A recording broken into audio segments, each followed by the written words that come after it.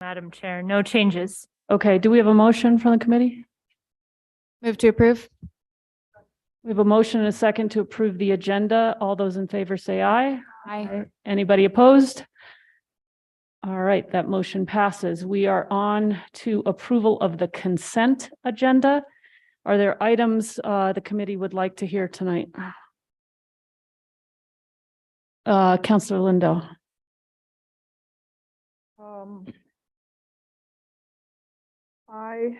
IMNQ. IMNQ. Anyone else? Councilwoman Villarreal. Thank you, Madam Chair. Item D as in dog and hold on. Did you already say P? P as in Paul. And I do have a D as in dog, P as in Paul, an M. and M as in mom. Thank you. Okay. Anybody else?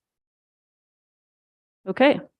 Can we get a motion to approve the consent agenda as amended? So moved. Second. Motion and a second. Do I have to do a roll call on this? Okay, all those in favor, aye? Aye. Anybody opposed? Anybody abstaining? That motion passes as well. Okay, we have, as you all probably have taken note, we have a number of things off the agenda. We have an audit update, an economic update, and a Midtown moving forward update. I would like us to see if we can do all of this in 2 hours. This is, we'll set a goal. And so I'm thinking if we, and again, we'll see how this works. It's not a hard stop, but if we can, to the extent we have counselors with a lot of questions, if we can just be cognizant of how much time your questions are taking, and maybe we can, maybe do 5 minutes per counselor. And then if we're looking good on time, we'll go through again for a second round, but just trying to keep us disciplined and paying attention to how long we are taking with staff and ourselves, really, see how efficient we can be tonight. So with that said, I will go to our first presentation, which is from Emily Oster, our Finance Director, and Ricky Bejarano, our Chief Accounting Officer, on the FY21 audit update. And welcome, Mr. Bejarano.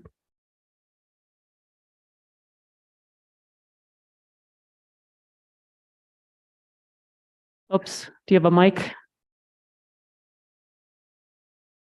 Yeah, I think because of Zoom, you have to have a mic.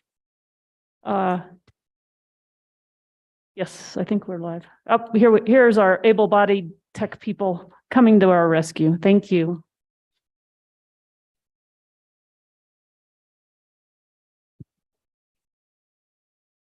He did a very wise thing. He muted it before I came up. Good evening, Madam Chair, members of the committee. I'm happy to report the audit is rolling forward. Actually, both audits are rolling forward. We meet with CLA, the consultants, the accounting consultants, every Monday morning at 8:30 sharp. And thus far, they're about 3/4 of the way completed with reviewing all of the data and information and worksheets for 21 that had already been done by the previous consultants. So that's moving forward quickly. This week, we have Mona Drake continues to work with utilities on documentation and whatnot so that we're audit ready. Tomorrow, we'll have an additional staff member from Albuquerque, CLA, working on the 2022 CIFA, the fiscal year 2022 CIFA. The 2021 is ready to be turned over to the auditors for audit. Our director, Emily Oster, has been working with Clarence Romero, our cash control officer, on GASB 77 disclosures to turn over to the county of Santa Fe. And that disclosure entails tax abatements as a result of IRBs. She is also working on a GASB 61 component units pertaining to BDD and SWAMA. And those are additional tests and disclosures. And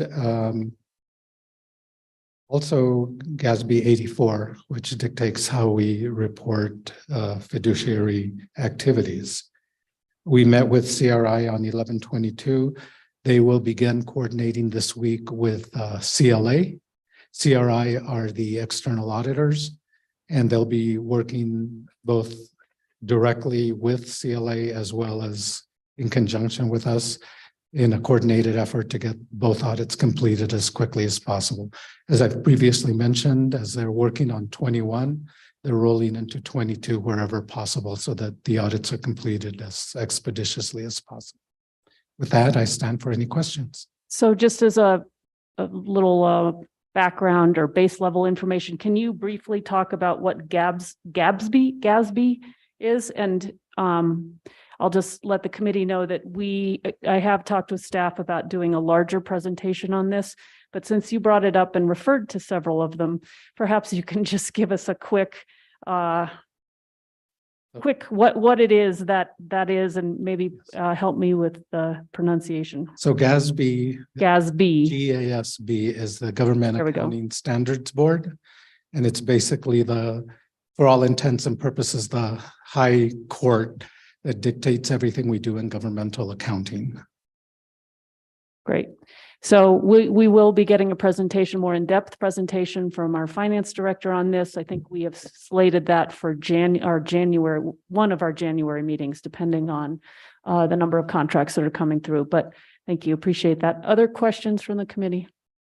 Councilwoman Villarreal. Thank you, Madam Chair. I just had a clarification question. I'm sorry, I didn't hear everything you said. You said who was reviewing tax abatements as it relates to IRBs? Actually, she's reviewing the GASB standards that pertain to that. GASB issues statements and standards, and that would be our director, Emily Oster, who is infinitely qualified. She's a CPA. She's actually reviewed and audited all this work before. And she's doing that so that we're in compliance with everything that we need to be for those types of activities. Thank you. And maybe Director Oster, could you remind us, is that various IRBs or is there one specific one that you're reviewing now? Specifically two. Can you remind us what those are? Madam Chair and Councillor Villarreal, there are two IRBs currently that the city has that are active. One is for Ridgetop Road and the other is for the El Castillo, El Sequoia property. So what we're doing is we're reviewing those agreements, and the GASB 77 standard is a disclosure standard that promotes transparency regarding those types of IRB agreements. And the state audit rule actually goes a little bit beyond the GASB standard in terms of what's required to be disclosed, particularly to other government entities that are impacted by those tax abatement agreements. So the entities that are impacted in those cases are Santa Fe County, the community college, the public schools, and the city. Okay.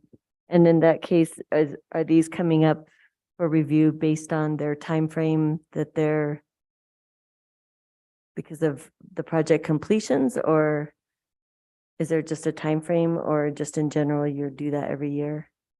Madam Chair and Councillor Villarreal, it's required every year. Okay. So it doesn't really track with the construction, for example, on the Sequoia property. Right. It's an ongoing disclosure throughout the life of the IRB. Okay, thank you. And if you could just again, I think for the public, those listening to the committee, the reason why the community college, the public schools, the county are all interested parties in our IRBs is because it involves property tax revenue, correct? And I don't know if you want to add to that.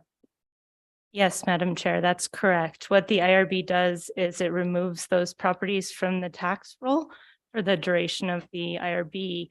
And in the case of El Sequoia, there is a significant payment in lieu of taxes that's being made by El Castillo to all four entities to essentially make them whole for the property tax revenue that they aren't collecting. Ridgetop Road is a little bit different structure, but there are payments in lieu of taxes as well, and as part of that IRB. I just think it's helpful to understand why those other governmental parties would be interested in the business of a tax tool that the city has used. So, okay. Other questions from the committee on the audit? Being none, thank you very much for being here. Thank you. Appreciate it. Okay, we are on to our economic update, and we have with us special guest, and you're here live. Thanks for driving up. Yeah, I'm not the taped version. Thank you. Yes, we have Riley White, and my information says, well, you have a UNM email, but you're leading with an LLC. So maybe you can give us your background, and of course, you're a fairly regular visitor to this committee, and providing us financial information about the world around us so that we can properly budget and act in our capacity. So are you doing You have a presentation. I sent in the slides last week. Are they, Okay. they loaded up? Or they? so are we going to do those on the screen, or are we just going to look at them? I can enact them, but it might be easier. It might be easier for everyone if I have access to slides. I do have another copy here if that's easier. But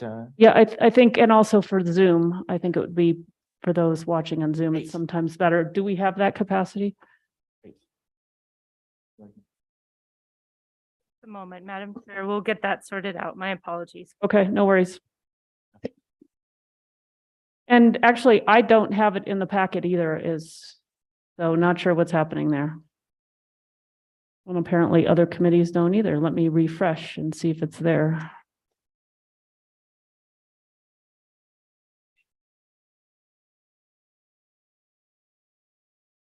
All right, well introduced. Thank you so much for having me here today, distinguished members of the council, as well as citizens of Santa Fe. It's a great pleasure to be here. My name is Dr. Riley White. I'm an associate professor of finance and associate dean at the University of New Mexico Anderson School of Management. It is my great joy and pleasure to be with you today. And to give you a sense of this, in this capacity, I'm speaking through in my consulting LLC, which is called Erebor LLC.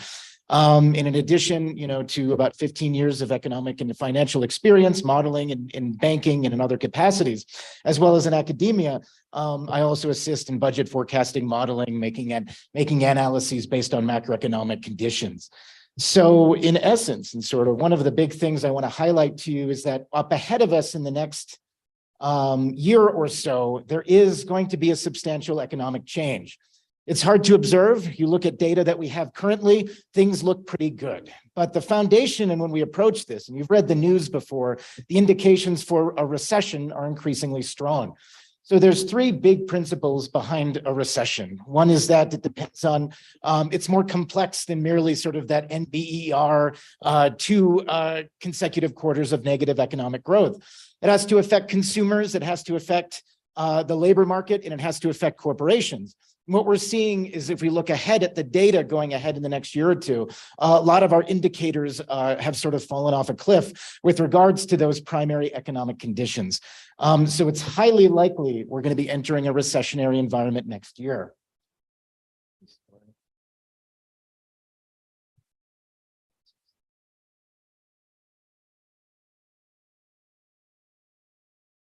Oh, perfect. Thank you. I apologize. I will make this brief.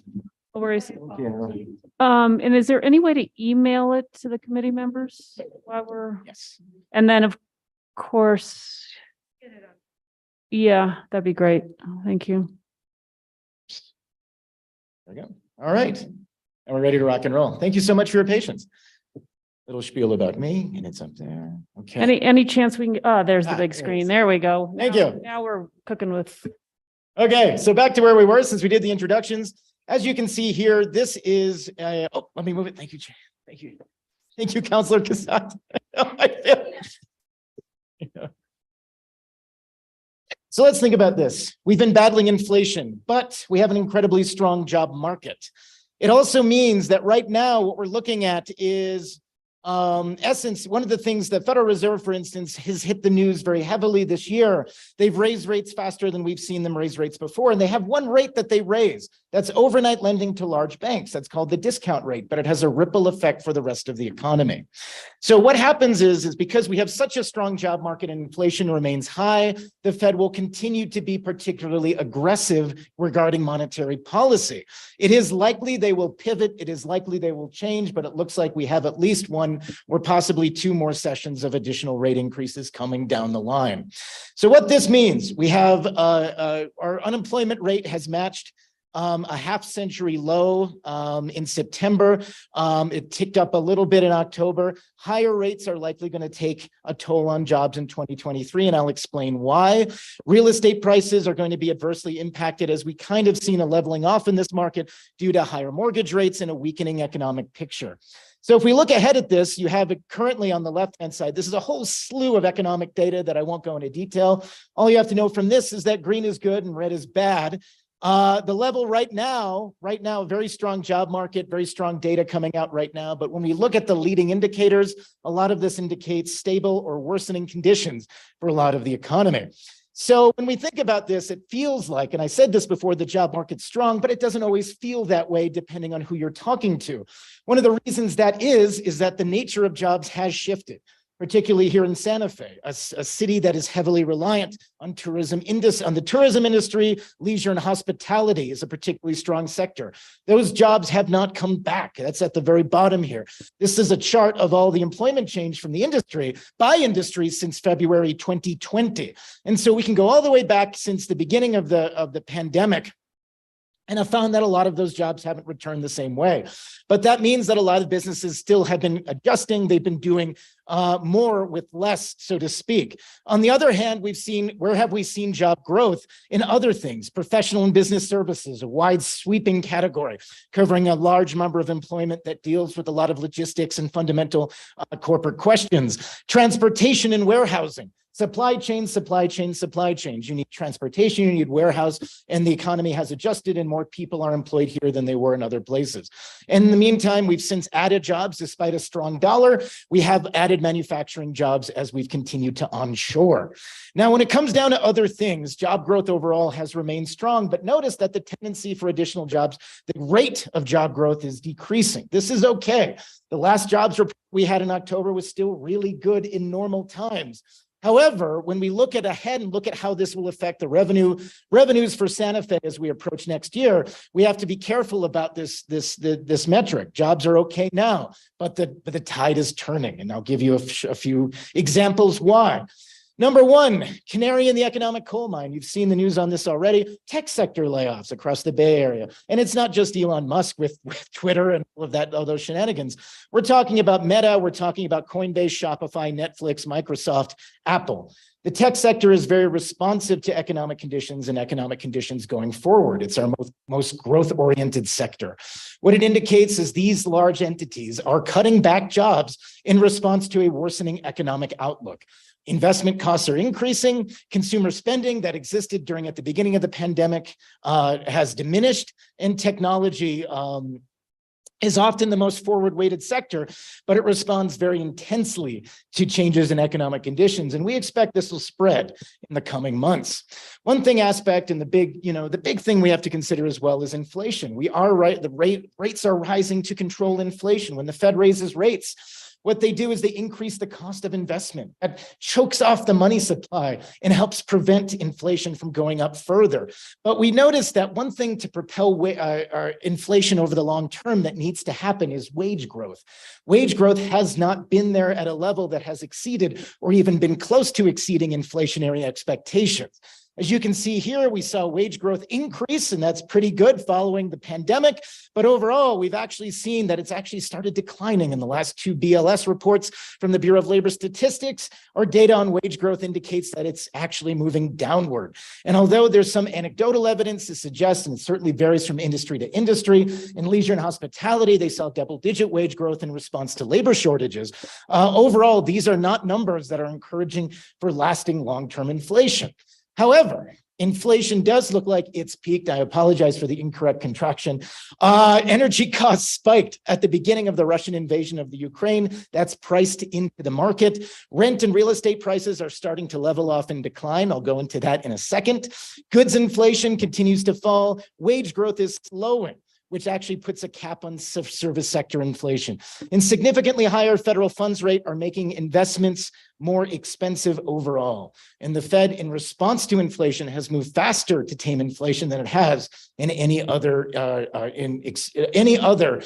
cycle that we can compare to, where they were raising rates. So does this mean the Fed will slow rate increases? Because that is a big deal when we think about how big or how bad a recession might be. And the answer is we don't know. We think they will start slowing fairly soon, but it comes down to when the pivot happens and how it happens, and they're going to be responding to the economic data in hand. As you've noticed already, higher mortgage rates across the board has been slowing price growth, but supply continues to be limited, not only in Santa Fe, but in many areas of the country. And even with supply being limited, that means real estate prices can maintain a relatively high value. However, higher property values lead to higher property tax revenue, but subject to New Mexico state valuation caps of 3% per year. Housing in general, making this more real. What that mean was if you were buying a house beginning in January 2021, when mortgage rates were 2.65%, and you were buying a house in October of 2022 when they peaked at 7%, the difference in your monthly payment would be over $1,100. That is a huge sum of money, and I can't reiterate that and how tangible those effects are in the real estate market. Now, 2023 is going to be characterized by lower demand, slower building permits, fewer sales, unsustainable price increases that we've seen the last couple of years will slow down. However, it's all about supply and demand, and if inventory remains low, prices might be able to maintain a relatively high amount. One thing often in the news has been rent. Rent is very expensive here in Santa Fe. Rent is expensive everywhere, but when we think about relative to New Mexico, Santa Fe has some of the most expensive rents. Now, when we look at data for this, you can find data from a number of sources. Rents, in this example, I'm using data from a couple different sources. Apartments.com lists rental growth. And one encouraging note is, even though we've seen rental growth in Santa Fe, prices increase about 22.5% since the beginning of the pandemic. Month-to-month growth has kind of leveled off and actually declined slightly into October. That does not make up for the increase of 22%, but it is encouraging. Also on the right-hand side, you see a number of those charts here. Those differ. Rent, your experience may vary depending if we're talking about a 1, 2-bedroom or 3-bedroom unit. Larger units in particular have kind of flatlined in Santa Fe, while demand has remained strong in 1 and 2-bedroom units. And overall, when we think about how we can approach this or things to look for, especially in the coming year, a recession is likely. And a recession is likely, but the severity of the downturn remains unknown. And I was looking at some recent economic indicators released this week. One of them, when we talk about those 3 pillars, corporate, labor, and we think about the effect it has on the economy as a whole. We noticed that one of them, the Global Credit Impulse Index, is a lagging indicator of recessions. That fell significantly. That's likely means that earnings per share of corporations will likely fall first and second quarter of next year. Another indicator looking at job market that's tied to unemployment rates finds, and this is based off of the 10 leading economic indicators from one of our large, economic organizations, that has gone negative, and that indicates that sometime in spring, we'll likely see substantial effects to the job market that will last into 2024. But into this sense of how severe it will depend entirely on the response from Congress, the response from government, the response from the Federal Reserve and the way that they handle it. And that's going to be a big question going forward. However, when we think about how it impacts Santa Fe, when we think about cities and municipalities in general, they don't act like other things. They don't act like corporations. You don't see an immediate effect day after day. You see a lagged effect. And I want to point to a paper that dates back to 2014 that studied the big recession, the Great Recession of 2008, 2009. And in this paper, they found that municipalities often had the biggest effects or finally reached the nadir of the amount of revenues they were to bring in 2012. It took about 3 years for the impacts to be fully realized in a recession. That is an important factor. And for Santa Fe in particular, GRT, gross receipts tax, is likely to be the most responsive. It's always the most responsive to macroeconomic conditions. As people, especially, but the good news is because the job market has remained strong, consumer spending has remained strong, but there's some warning signs on the horizon. The growth of consumer credit in the last few months has been substantial. Higher auto loans, greater credit card debt, higher mortgages, and this combined household debt is going to bring a drag on spending as we approach 2023 and 2024. The city's collection of new revenue streams, internet sales, cannabis, likely will help offset some of the downward risks associated with lower retail sales. And overall, it is something to consider. Lodgers tax, of course, particularly hard hit in the 2020 recession. Future recessions will not have the same targeted impact on the tourism industry. The 2020 recession was uniquely bad because of the nature of those closures and how we were able to respond. Property tax revenue will continue to be steady. But there are some risks associated to this. The Federal Reserve will continue to increase rates for 1 or 2 additional cycles. Inflation, supply chains, geopolitical risks remain crucially important and unknown, and I can't underestimate the unknowns here.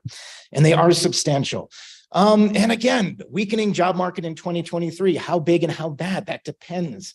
That depends on the response. That depends if there will be, if there are stimuli and ways out of it. It depends on what the nation as a whole will cobble together in response to more adverse economic conditions. But be wary of the headwinds ahead. Be conscientious as you approach your financial deliberations. And yes, and that is the essence of everything I wanted to cover briefly. Does anyone have any questions that I may offer? Thank you. Questions from the committee? I have a couple, but I don't know. Have we gotten an email with this yet? Director Oster? Madam Chair, not yet. I'll grab my computer back and send it out to you right now. Okay. Coming to Councilwoman Villarreal. Thank you, Madam Chair. Thank you, Dr. White. Appreciate seeing you in person and also your expertise and just learning more about trends. I didn't really have a question. I guess I always think about when you give us a presentation and then what that leads us to think about as we start the budgeting process and what to be cautious of. And I guess are there any insights Yes. you would like to share with us as we're going into our budget season for next No, year? absolutely. And thank you so much, Counselor. I appreciate the question and I appreciate the perspective from which it's posed. As you approach the budgetary season, the thing is even though you're coming off a very good, strong economy, to be just cautious about that approach. And that's why going forward and, in my discussions with the financial office and looking at as they met and looked at the macroeconomic conditions around this, there's nothing to suggest, on the other hand, you have to be overly cautious, nothing to suggest a massive decline in revenue like we saw in 2020. On the other hand, this is a slow burn, and it's something for which, the greatest aspects or the greatest and most, hopeful advice I can give is that depending on how severe a recession might be, it can result in changes to revenues ranging from -5% to -10%, all the way up to +5%, depending on the allotment, the level of inflation, the number of variables that are at play. So in essence, it's fair to look at this ahead of time with an open mind, but remember that there is a high level of uncertainty. It is unlikely the growth that we've seen in the last 2 years will be repeated in the next year. And to expect flat growth, I think, is the most appropriate way forward this year. And then as we think about revenue growth down the line, it will depend on the additional macroeconomic conditions that are at play. Thank you. And then the other question I was curious about, and I can't remember what it said on the slides about Santa Fe's rental units and what was going up in terms of demand versus supply. So can you just highlight that a little bit more? Yes, that's interesting. That's a very good question. And so right now, so one of the things you have to look at when you aggregate a lot of data, you get a lot of data on new rents, which are people signing leases for the first time, as well as surveys that survey existing rents. How much are you paying right now for your properties? And what we've seen is sort of the tendency for new rents. The amount that landlords are charging for new rents have started to flatline. And demand has been relatively weak from one source for the larger units, the 3 and 4 bedroom units. There's a lot of complexity here, and there's a lot of response in this market to this. And I want to point back, there's been a paper that came out, and I cited it in the presentation, and you'll see that in shortly. But there's a paper that studied the market of Finland because it has excellent data. And they've studied the existence of luxury, the building of luxury real estate, and how that affected rental prices in Finland. And they found that shifts demand. So when new apartments are built or new entities are built, and they often come with a luxury moniker, people move into them, but they also free up real estate in other parts that might otherwise go to middle and lower class homes. And so the net effect was a fairer market price on the rents. The complexities of real estate, though, are immense, and there are many variables at play here. But in Santa Fe, in particular, like we've seen across the country, rents have drastically increased in the last 2 years. We saw a surge of low interest rates causing a surge of housing interest. Housing prices rose. That priced a lot of people out of buying homes, which meant they went into rents. And as a consequence, rental prices rose as well, making housing overall much more expensive. And so as we approach sort of the next year or two, there has to be a logical market response. It's likely that, we looked at this and discussing things like mortgage rates and how that affects people. There's been a lot of discussion. Is this a return to normalcy, return to rates that we've seen before? Every economy is different. And when we have very high mortgage rates like we've seen, it's very hard to keep asset prices very, very high for very, very long. And so one or two things has to happen. Rates have to come down, or prices in some ways have to adjust to reflect the market conditions. But it's also coming across years of, underbuilding across the economy in terms of the availability of units and a lot of other things at play. But that's a great question. And I'm sorry, that's a very long-winded answer to that. Yeah, that was helpful. I guess it just sounds like it's well, there may be some uncertainty for our market, at least for rental units.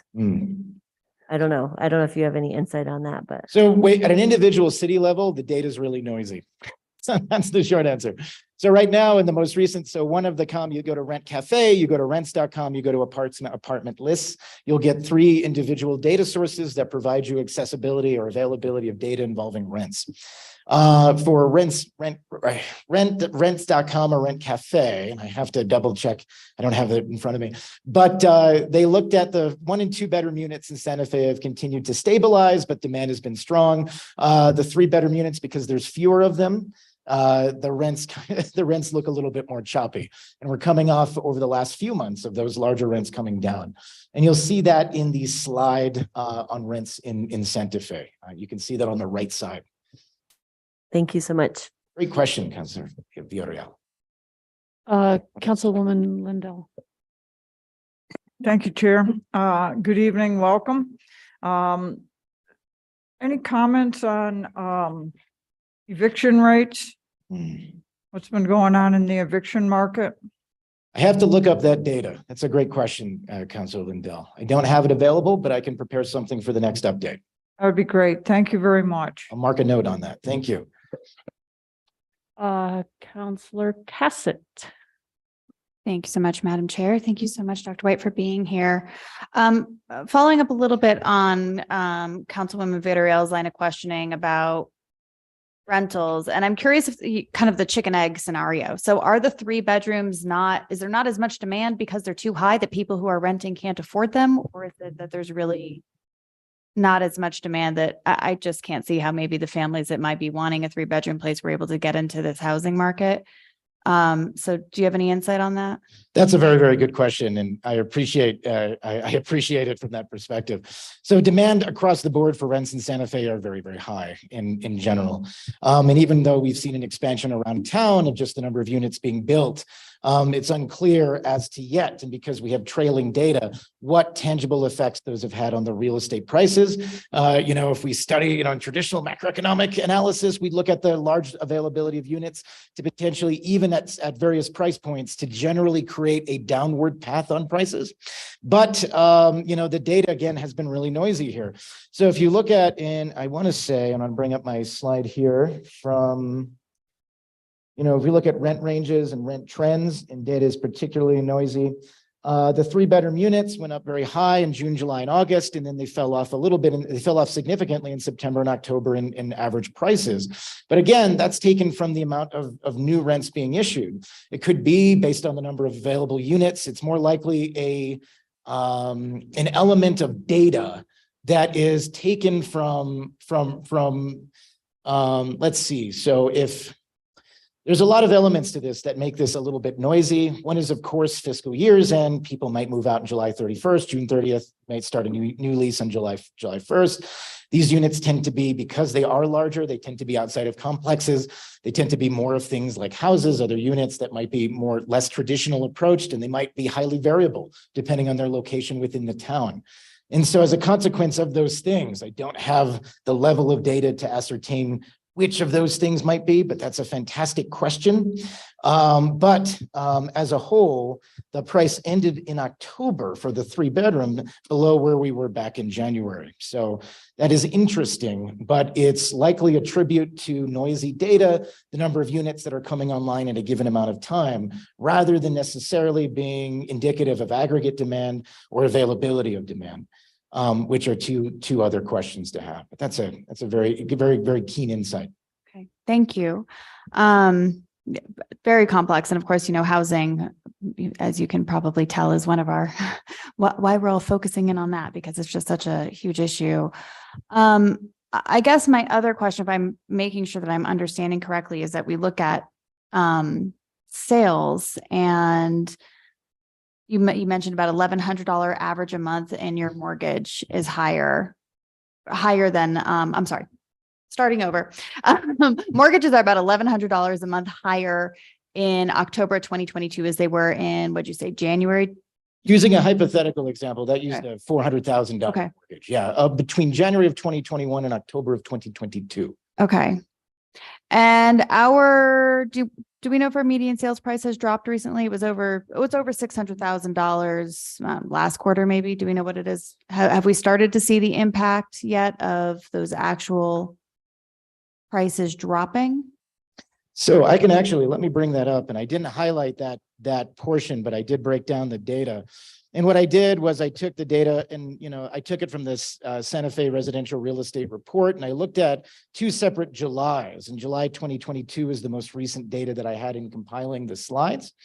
And although it lags a few months behind, median prices increased substantially, but the trailing metrics of how real estate works and functions and operates, there were greater amounts of there was a larger number of days that housing is spending on the market in Santa Fe. The number of pending sales was down significantly.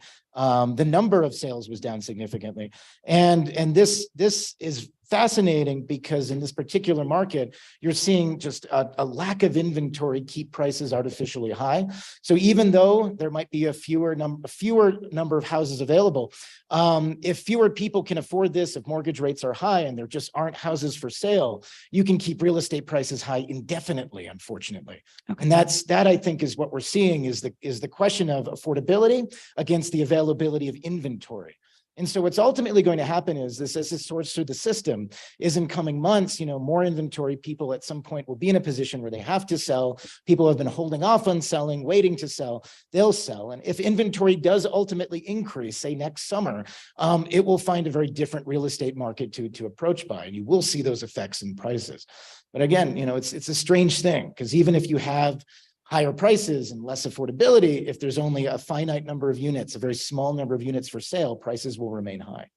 Well, and it also seems that if interest rates remain so high, then really the accessibility for the average Santa Fean still remains out of reach, even if you do have a house dropping from, I don't know, 500 to 450.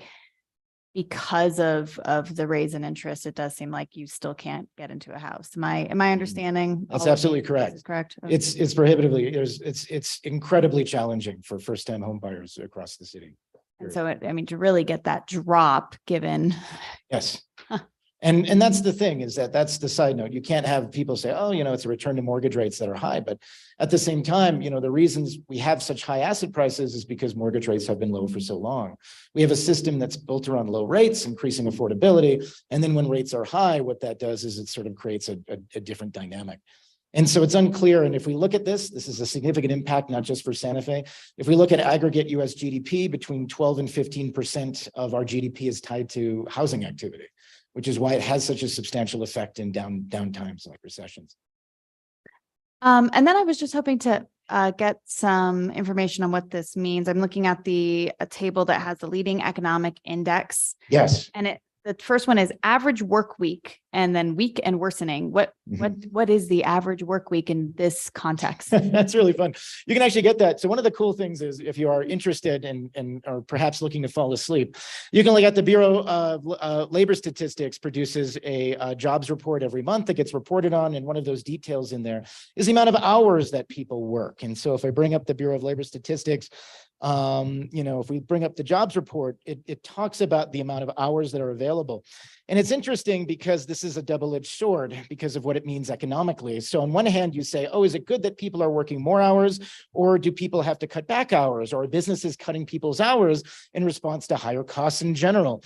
And so if we look at, and I don't want to misquote, so I'll get the most recent data here. In October, average hourly earnings rose about 12 cents. And let's see, and if I can get the number of hours here, hours worked, quick here. Comes right off. Yep, average work. So average work week for all employees on private non-farm payrolls was about 34.5 hours for the 5th month in a row, which is very interesting data to have, because normally we'd expect that, if we are indeed interesting, because we have on one hand labor shortages across certain sectors, but we're not seeing that resulting in greater work weeks for average Americans. We're not seeing the number of hours that they're working per week increase in response, to suggest that there's there's a disconnect between the jobs we have that are available and the jobs that are actually needed. I'm sorry, the people that can actually fill those jobs in the economy. And that disconnect is what we're seeing as part of this economic effect. So is 34.5. So is that week, like 40 is good because that's what we consider our average work week. I mean, and we also have this aspect of the gig economy coming in, and people that then work, maybe they're working one job 20 hours a week, or maybe they're working 3 jobs and they're working 60 hours a week. I guess I'm just not understanding what's good and what's bad, which I think is also what you were getting at, is that there's a lot of nuance there as to It's about, yes, very good question, Councilor Shazak. It's about the trend. Okay. It's about the trend, and the trend has been stable, which is not if you're looking at a situation in the economy where we do need workers, and in particular employers in general, it isn't resulting in greater hourly workers are not being given more hours in response to these shortages in aggregate. And this is taken from a survey, and so this is reported data, and it's one of a few metrics that we have for this. And because of this, looking at labor shortages, looking at the availability of jobs in the economy versus the people that can actually fill them. Another artifact to consider is, we looked at last month, actually this was in September, the amount of people who were unemployed workers, as a good note, that were unemployed because they voluntarily quit their jobs, were the highest on record, about 17%. But there's still a disconnect. We have a ratio of the amount of unemployed workers versus the amount of available jobs remains almost double the amount of unemployed workers, to suggest that we just don't have the right workers right now who are filling the right jobs. And what that does is that creates a lag. So if we don't put the right people in the right places, the economy won't grow as fast, and that kind of creates a less efficient economic situation for us. So it makes us harder to respond to macroeconomic changes in the future. Interesting. And now I want to audit one of your classes. So thank you for that. Throw it onto my learning list. Thank you so much. I really appreciate you being here tonight. Thank you. Councilor Rivera. Thank you, Madam Chair. On your housing slide, we talk about supply and demand, and when you look July of last year to July of this year, the active listings were 776. So as far as supply goes, what's a healthy number to have? 776 sounds like a lot to me, but Sounds like a lot of houses. Depends. Unfortunately, Santa Fe is one of those cities where a lot of people want to live, and that's, as you know, and so it depends entirely on the real estate market. So if I'm talking about a city in the Great Lakes of comparable size where there is a net desire for lower population growth, then or the population growth is actually declining, then 776 would be a good number for a town this size of 87,000 or so. If I compare that to the demand for housing, I think that's the aspect that's propelling Santa Fe's unique market as it did throughout the West. But even then, I would argue uniquely to Santa Fe has been the demand for people to live here, not just from the town itself, but from outside. And I think that continues to propel and will continue to propel demand for real estate to be higher. So when you see the availability of listings being 776 and you're seeing prices still increasing on a year-to-year basis or a month-to-month basis, it does imply that there is inadequate supply to meet that demand. And it's likely this will adjust in response to mortgage changes and continued changes to the real estate market. It's a good question. so your other trend then listing building permits is being weak and worsening, the trend worsening. Do you see that that's going to happen in Santa Fe, or is the supply going to be, is it going to take over and maybe that trend not hit Santa Fe as hard? So that's a very good question. And so if you've looked at across that's a really good question, Councilor Rivera. And two elements to this, two answers to this. One is that, so on one hand, what affected building a year ago, we had incredibly high commodity prices, things like lumber shot through the roof. And we were talking about this, and that's since come down, and lumber prices are now slightly lower than where they were before the pandemic. On the other side of that, though, we also have people who have entered into contracts to build things like houses, and they end up signing up thinking the interest rate is going to be A, and then they end up having a much higher interest rate down the line. And they end up, can I finish this home? Can I afford living here? And then it becomes this calculus for families or people who are building homes on whether or not they can maintain it. Builders then respond to that demand. And so what we're seeing, and you can see in the appendix, I grabbed quickly from the Federal Reserve economic data. It's the very, very last slide in there. I look at building permits just in Santa Fe. So we had this surge of building permits in the middle of the pandemic, and that's been maintained. But then since the last few months in particular, it has been very noisy. It's been very choppy. So you're seeing a mixture of very, very low approvals followed by average levels of approvals. And so as a consequence, and this is aggregated data for the metropolitan area, so it includes the county, but it is a sense of the market. The market is adjusting, and we're seeing this going forward too. People are hesitant to build homes because there's uncertainty around rates. People are hesitant to enter into contracts, not only because when you say build a house, you have a greater down payment requirement, but also there's uncertainty around those mortgage rates that you'll be paying. And that's having a tangible effect on those building permits, not just in Santa Fe, but nationally. Thank you. Just a couple quick questions in the interest of time. So in 2008, we didn't feel that recession. It happened nationally. It took, as you pointed out, took a little bit longer to reach us. Likelihood of that happening again, still pretty high, right? That we just tend to be a little late in feeling the impacts when these things happen nationally. So what has to happen is you have to have people, if they start losing jobs, they'll spend less money. Yeah. And as they spend less money, that will affect the gross receipts tax revenues sooner rather than later. But it doesn't, like it did in 2020, drop off a cliff in 1 month. It will be a slow and steady sort of weakening of the GRT revenue picture.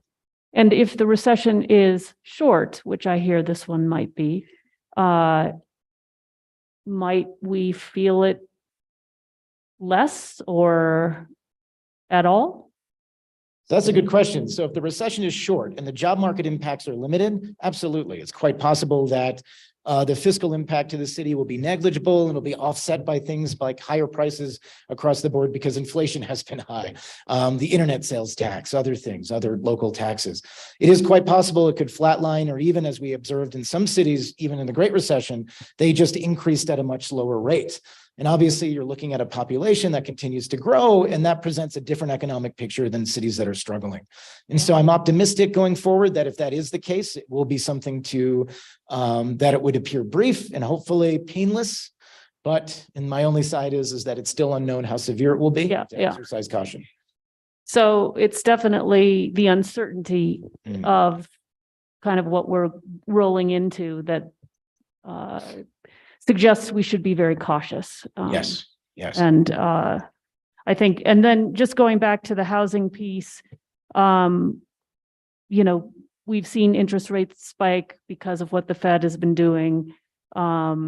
If they get the results they want to see nationally and they start adjusting those rates downward again, you were suggesting that we might see a housing supply during the summer.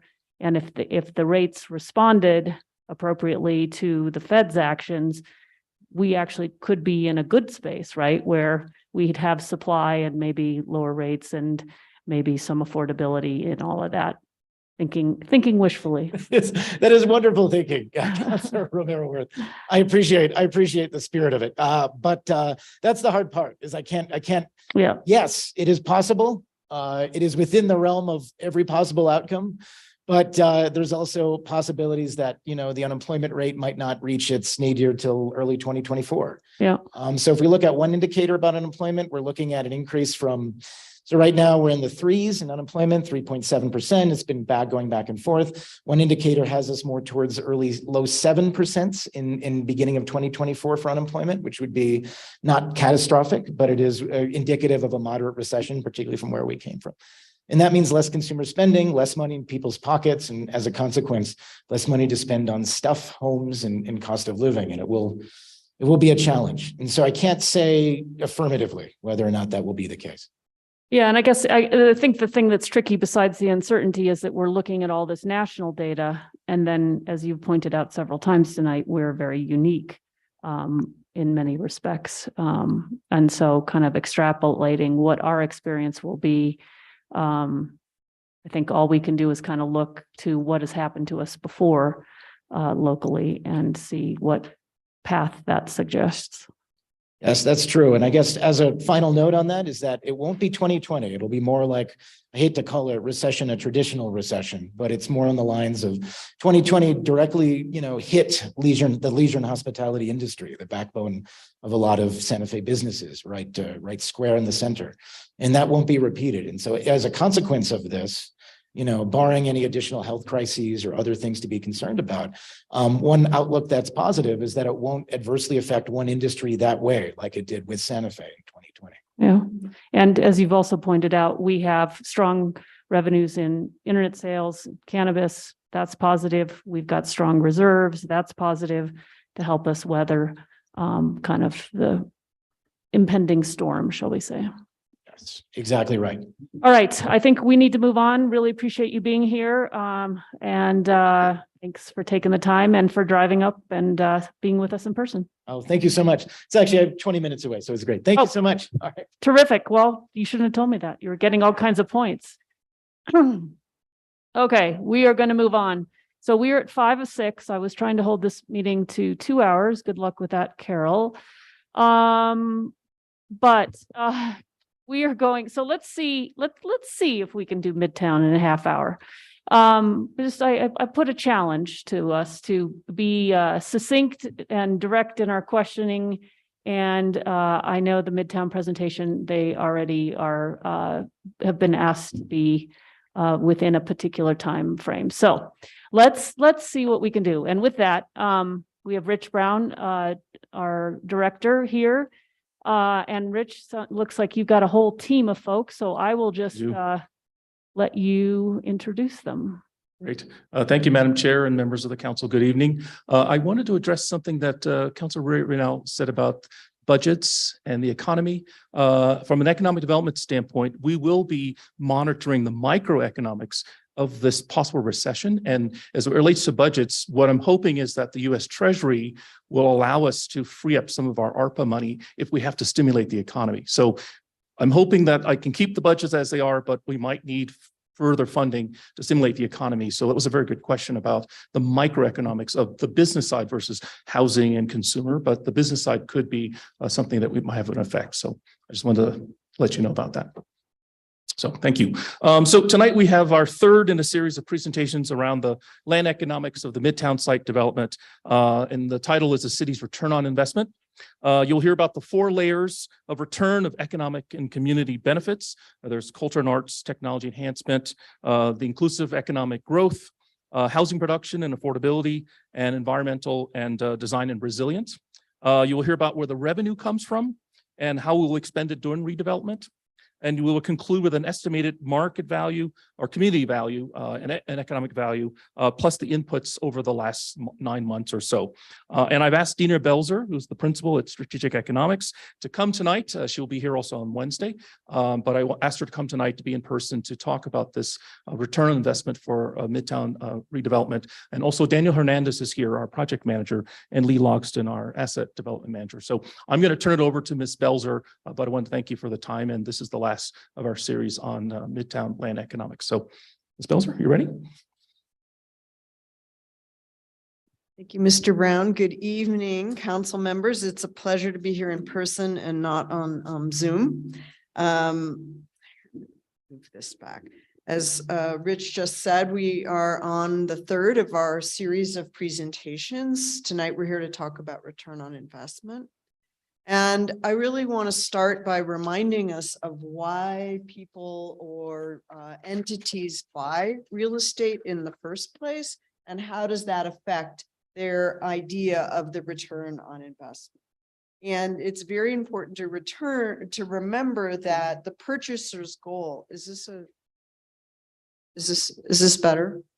Okay, sorry, it's kind of booming a little bit, so I'm hearing it, but you're not. Okay. Okay, good. Okay. That each and any given entity that buys real estate may buy it for a different purpose. So this slide shows that a master developer or any kind of a property developer would buy with the goal of a return on their investment. A city would buy property, and we'll talk a little bit about this more, but they would buy property to really further the goals of the community, whatever those are. And finally, we have owner users. Those are businesses that would buy real estate and build developments because it's part of their overall business model. It is not an investment that they're making for return. And these usually hit their balance sheet more as an expense than they do as an asset or a liability. So Santa Fe bought the College of Santa Fe to meet a long-term community goal. The investment was made in 2009, and the community was very clear that they wanted to retain the important asset of this institution of higher education. And that was the city's ROI, essentially, in 2009, was to continue to have an operating college on this site. But in 2018, when Laureate declined to continue to operate, there was the extensive Midtown planning process, and the community at that point articulated 4 key goals: equity, the economy, the environment, and culture. And we'll come back to talk about these more, but these 4 goals really underpin Santa Fe's way of thinking about return on investment. Now, again, when you have a project developer, they go out to buy land and think about developing a property specifically to achieve that return. That's what they're looking for. And they factor in risk. They factor in how much they're going to have to invest, and they figure out then what they think the total market value is of the project. That again is the value that they can achieve when the project is built and either stabilized or sold.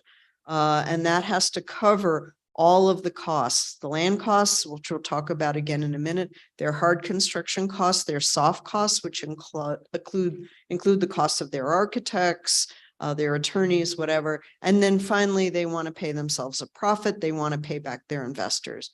That's what they're looking for. And we talk about return on investment in global terms. That's what they're looking for. A master developer has sort of the same parameters, but at a much larger scale. The projects tend to be bigger. They tend to take longer to develop. The developer tries to buy the land at the very cheapest price they can because they know they're going to have to invest incrementally in a variety of things. In the case of a master developer who may have been looking at the Midtown site, they would have had to potentially remediate hazardous materials. They would have for sure had to invest in infrastructure, demolish buildings, get the entitlements, the zoning change that we'll be discussing on Wednesday night, build other necessary facilities, and then they would have had to determine if there was enough spread between what they paid and what they invested and what they thought they could return based on market value. The community, on the other hand, is not looking for that financial return. They have defined this quadruple sustainable development bottom line. In this case, for the city's bottom line or the sustainable development ROI, not all metrics can be measured. And in this case, the metrics reflect extensive community input. So for example, cultural arts and technology, we have the Visual Arts Center, which will be part of the disposition process, Garson Theater, which will be part of the disposition process, and Fogelson Library, which has already been determined to be retained by the city. It's a terrific asset. Then we have inclusive economic growth. We want economic development, but we want good quality jobs. We want to be sure that local residents can be included in that. So we have commercial space to support businesses, nonprofits, community organizations, but the way that the disposition process has been conceived of and is described in the community development plan, it specifically states that job training, education, all kinds of ways to have more inclusive growth will be part of the way that property can be disposed of. Housing production and affordability, to the prior speaker's point, housing production overall actually will help the housing market. It helps address affordability. And yet the community has set a goal of a minimum of 30% of the units on site would be affordable. And then finally, looking at environmental and energy design and resilience. Again, open space, sustainable infrastructure, these things are all addressed quite explicitly in the between the master plan and the community development plan. But this doesn't mean that the city only wants to get those quadruple bottom line returns. The city also wants to recoup its costs. And these costs, as we've discussed in our previous sessions, are the outstanding bond debt that the city incurred to purchase the property in the first place. There's the pre-development costs that we discussed earlier. They're the infrastructure improvements there, and then they're the ongoing property maintenance costs. So there are multiple revenue opportunities, and we'll get into the details of how much we're estimating would come from each of these sources in a minute. But I want to point out that we have one-time revenues that would come from parcel land disposition, potentially sales, potentially lease. The city is going to make money off of the land swap that it's conducting with the state. They're going to be cash as part of that. You've already received legislative appropriations from the state. You'll be eligible to apply for more as time goes on. And then finally, will continually be, we hope, federal infrastructure grants or opportunities that would also help to support Midtown. In terms of ongoing revenues, you could decide not to sell land, but could, or all of the land, but you could receive ground lease revenues. We'll talk about this again in a minute. Building leases, you'll get gross receipts tax, property tax, and lodgers tax revenue. So all of those will be increasing. So recouping costs and achieving the sustainable development ROI are within reach for the city. And we're looking at how we're going to join those two things together to achieve both this economic and the sustainable development goals. In order to do that, though, we have to remember that Midtown is first and foremost a real estate asset. And at that, it is a distressed asset. It has many challenges. Much of the infrastructure is old. It doesn't have the fully built out road network. Some of the buildings need to be demolished. So there are costs involved in essentially unlocking that real estate value. So the city, sorry, that one's going backwards. So the Midtown Moving Forward resolution really helps the city to unlock these long-term values. It does two things. It establishes the clear community goals for return on investment, including things like meeting the LEED ND standards, setting the standard for the 30% affordable housing, talking about job training and local hiring and local sourcing as part of the disposition process. All of those are in the community development plan, but having the master plan works to reduce the developer's risk. And the lower the risk, the more developers will be interested in investing. It also lays out a clear plan for addressing the infrastructure deficiencies, again, to sort of set the stage for development. And finally, there's a clear emphasis on early phases that would allow for the things that the market is the most interested in today, or that users, these end users who are not looking for a real estate return, but can really help to stimulate real estate appetite for the site, would be willing to do. So the disposition of the film property early on is an exact example of that. The film studios will come in and buy that land, not because they're making an investment in land and property, but because they want that land as part of their business model. But then it helps drive interest in other aspects of the site. So it's important to keep in mind. Now, Midtown's biggest economic return will come from land disposition, as I've already said. But sales values are determined by a combination of things. First of all, the zoning sets the value. If I can only build a single-story commercial building, that's worth one thing. If I can build a two-story commercial building, in theory, that's worth more. It could be worth double, not necessarily. But zoning is very important.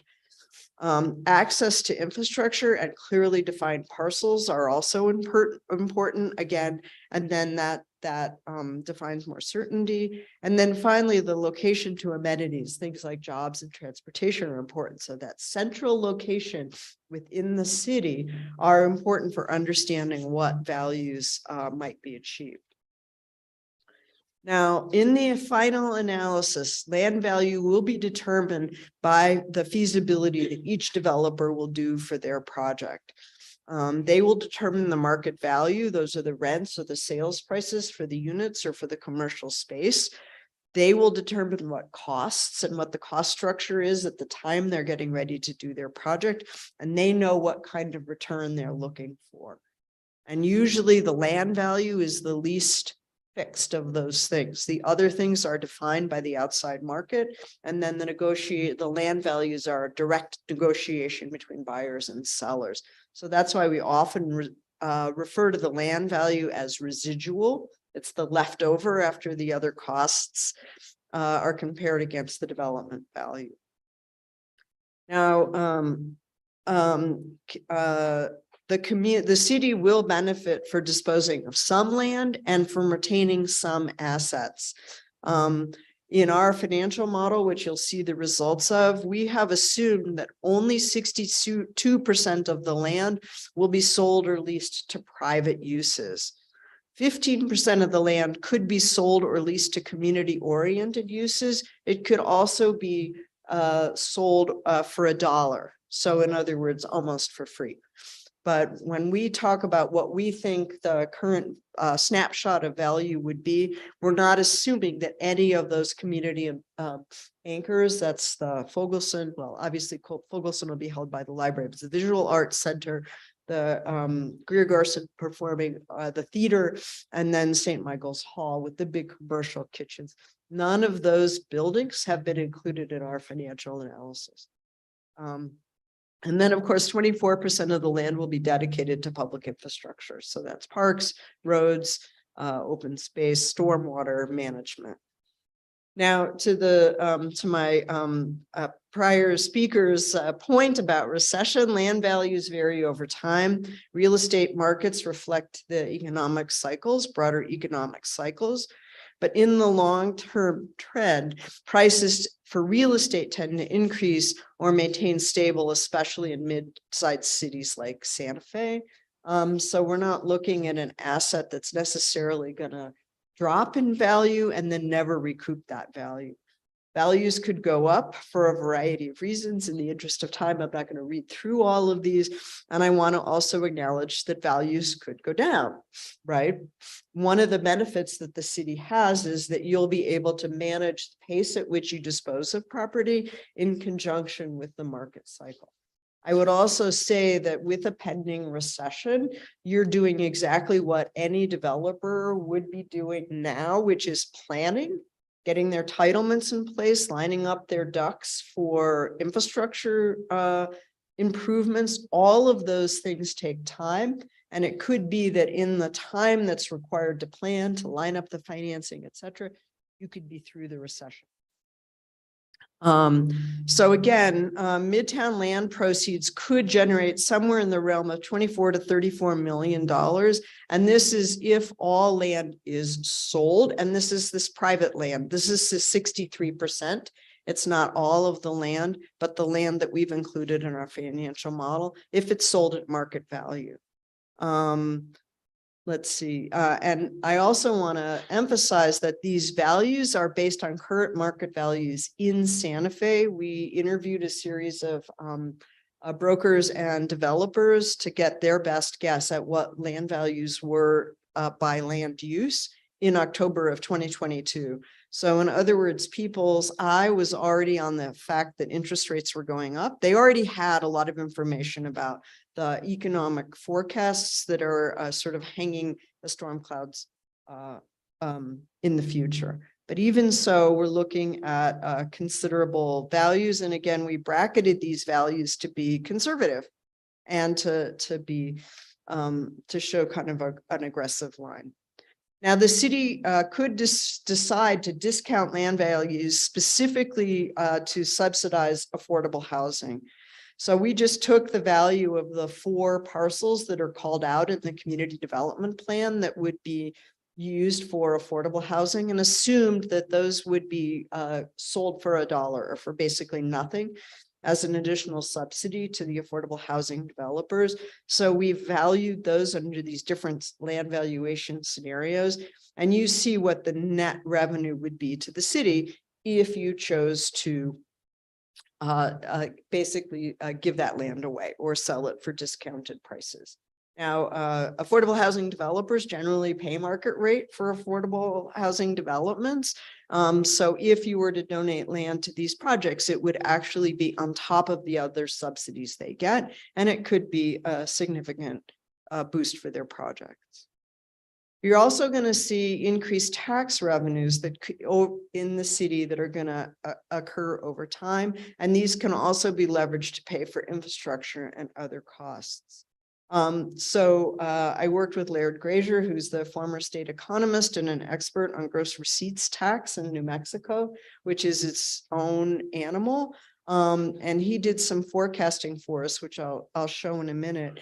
But he assumed that over the next 18, 19 years, the city will have about $30 million in net increase in gross receipts. This is not just from the Midtown project, I might add, but this is from the city as a whole. We're going to share all this information with Emily later.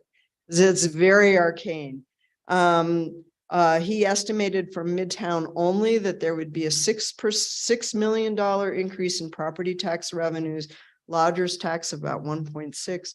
So the total cumulative dollars could be as much as 38 million. And what this means when it says in 2022 constant dollars, this means that it has not been adjusted for inflation and that has not been discounted over time. In other words, money is worth more today than it is in the future. So you could apply a discount rate to it. We didn't do that. We just took a snapshot. Just quickly, again, to say what's the economic return on investment based on today's costs and today's revenues as we have calculated them, and using the the 28 million, sort of the mid-range for property disposition / land sales, the projected future revenue, the 38 million that I just talked about, the $5 million that are coming from the land swap, and then $3.2 million that have already been appropriated or awarded to the city from the state. You come up with a total revenue of about $74 million. And again, this is a snapshot, today's values, but it just gives us a sense of proportion when we then compare this against the costs. What are the cost of infrastructure? And again, these costs are costs that we discussed last time we spoke in October. So there's the 26 million, which we think is probably low for infrastructure, outstanding bond debt, the 1.7 million for pre-development costs. And when we subtracted the revenue, the cost from the revenues, we come up with about $26 million. So what this shows us is that we're not at a hairline here. We're not like just barely breaking even, but we actually do have the potential to manage the variation or the fluctuation both in revenues and in costs. But this, we felt like it was important to line these two numbers up and see what they look like. Now, I want to reiterate again that it will take time for these numbers to fall out. And this is a project process that will have to be managed over time. Now, Mr. Grazier did a model that showed what he thought the total income would be for the city, looking at you see this big drop in the gold line here in 2023. That assumes that in 2024, that assumes that the city gets the $50 million in bond proceeds. And again, these are just numbers, right? We're just modeling these things for discussion purposes. We're not saying this is what's going to happen, but we just wanted to see, like, when would we start to break even? And you see the blue line is the total expense line. This lines up with what I showed you last time. But what is factored in here is showing the gross receipts and other tax revenues that will be coming in. And Mr. Grazier is building in here various shifts in state policy around the way that gross receipts revenues are shared between the state and the municipalities. So this makes his projection quite interesting, but something, again, we'll have to discuss with the finance director in greater detail in the future. But that's the economic return. Let's pivot to the community development return on investment snapshot.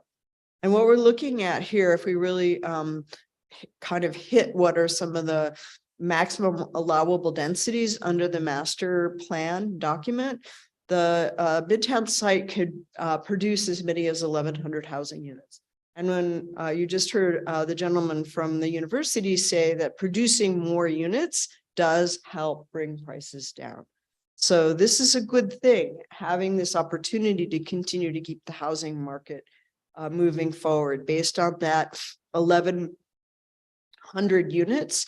If we just produce 30%, we'd have over 300 units of affordable housing. There could be more. There could be less if there are fewer units, because some of these are based on inclusionary units. But again, the city controls the levers of how land is disposed. And there will be some trade-offs between community benefits and economic benefits that you'll be able to discuss over time. 42,000 square feet of retail and restaurant space, about 84,000 square feet of other kinds of commercial space. And again, when you go to the community development plan, you'll see all kinds of goals for spaces for artists, for community organizations, for community clinics. All of those uses can be accommodated within that plus or minus 114,000 square feet of commercial space. 6 acres for the public plaza and open space. about 125 to 200 film jobs. This is just a rough estimate based on kind of what's produced out there today. And then just applying some very crude numbers about jobs, square feet per job of space, we estimate about 250 additional jobs. So that's those are private sector jobs, and those are in a mix of industries, again, from the restaurant and retail, all the way up to those technical media arts related jobs that the city is really interested in growing. And finally, I just want to again reiterate that we have these 4 legacy buildings that will bring additional community ROI. The city would be very unlikely to go out today and say, hey, let's build a performing arts theater, or let's build something like the Visual Arts Center. These are very expensive pieces of infrastructure to build, and they don't usually get built by public agencies. And even Fogelson Library, by taking over an existing building, the library has already predicted that you're saving several $1 million as opposed to having to go out and buy land and build a new facility. And you're getting a facility that is incredibly centrally located for the entire community, which is also important. And then finally, St. Michael's Hall, that the community has expressed a great deal of interest in because of the large commercial kitchen there. So the combined economic and community benefit analysis, what we're seeing is that the benefits do outweigh the costs. But in order to really achieve those benefits, the city does have a key role. So that's what we're here to discuss with you this week. And our conclusion is that the city made a sound community investment when it purchased the campus. Again, we have a summary of the benefits on the left here. I'm not going to go through each one of them again individually, but it's exciting to see this project. And having worked on several military base reuses, which this project is very similar to, I would say that Santa Fe has moved through this process very quickly compared to the way many cities have achieved similar ends. So that will help you also. Thank you. Thank you. Thank you for the presentation and for being here in person. Questions from the committee? Councilor Lindell. Thank you. I'm on page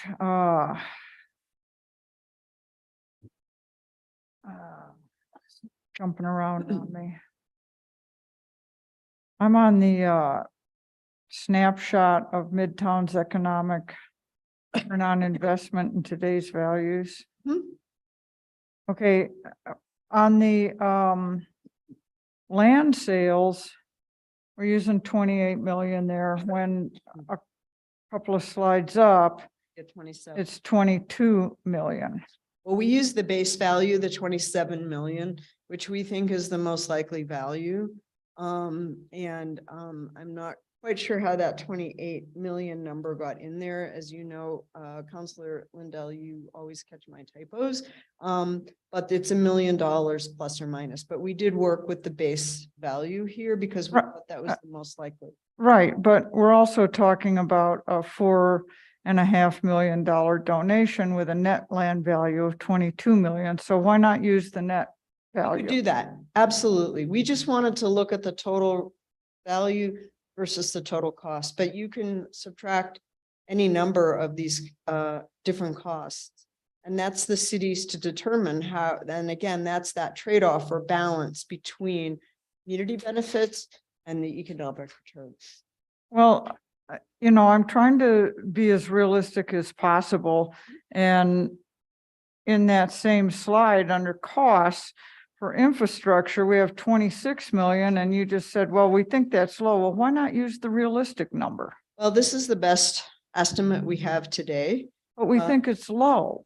Well, we numbers go up, right? So we don't know how much they would go up over time. So again, when you look at the surplus of $26.2 million, if you put a 10% contingency in here, or if you subtract out some of those other costs, we feel like there's enough wiggle room in this net monetary return to be able to accommodate the fluctuations on both the costs and the revenue. Well, I think that the revenues are high, and I think that the costs in today's world are, I hope I'm wrong, but I think they're really low. Let's go on to the slide of leveraging tax revenues allows for early investment. Mhm. I really don't understand what the red line is. Mhm. The red line is, it starts out in FY 23 at over 40 million. Right. And what is that? That is the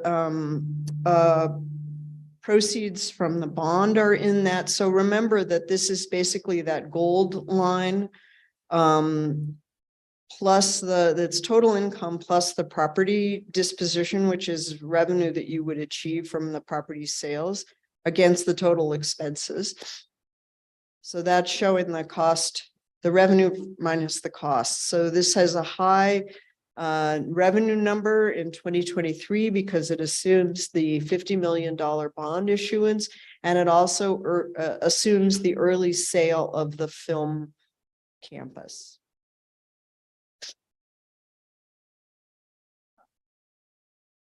Do we have numbers on those? We do.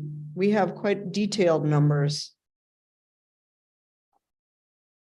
I didn't bring them all tonight. I think we probably should see those. Yep. I mean, that's a 45 million surplus at this moment in time seems like a lot to me. Well, And it's, it also seems like it's based on an optimistic future. surplus is perhaps the wrong word here, but it is showing the cumulative revenue when you subtract the cost from the revenue. So this is showing in 2023 that the revenue would be higher than the costs because not all the infrastructure costs have been expended yet. And you see it drops to negative almost 20 million in fiscal year 28. And then it starts to go up again as land sales start to occur and as the projected gross receipts tax and other tax revenues increase in Mr. Grazier's model. So this is not a total surplus to the city's overall budget. This is sort of the surplus and costs that are associated with Midtown, except for the gross receipts tax number, which is being projected for the city as a whole. So is it Mr. Grazier that is doing all these projections? Yes, ma'am. Do we ever have more than one person put their eyeballs on these? I think it's, I mean, we're talking on every one of these tens of millions of dollars based on, if not hundreds. One person's projections, do we get more than one person's idea on this?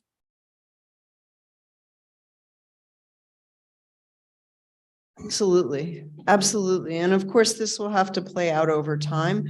But again, this was our best guess at a financial model showing what a pro forma could look like on the city side. So it should absolutely be scrutinized and it should be checked and double checked. There's no question about it. And this is not meant to be a exact forecast of what is going to happen, but it's meant to give you some a number you can squint at, as we say in our business. Yeah, I understand that the number that we're squinting at is the number that we're being asked to believe in and approve and base a big future on. You are not being asked to approve any dollar amount. I understand At that. this point- Conceptually, we're being asked to approve this.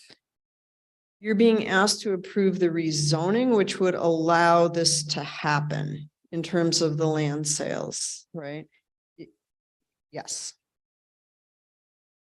Well, we If, can, if I can, Counselor, well, sure. can we talk a little bit about the difference between bond revenue and maybe tax revenue? Right. Because I think that's maybe a Yes. distinction here that you're not Right. emphasizing enough. Right, I think that's right. And I think that's why the number spikes in 2023. I know that's why the number spikes so high in 2023 and then it levels out through 2025 through 2039. And you see it has a little fluctuation in it.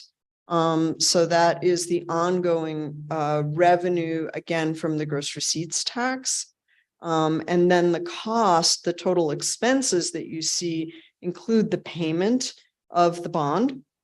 It includes the infrastructure costs and the other costs that we discussed on the previous slide. So perhaps this could be labeled a little bit better, but you're right, Counselor. This is the income includes proceeds from the bond. So this is income that could be used for improvements to Midtown. That includes the bond proceeds. And then the expenses include the payback of the bond.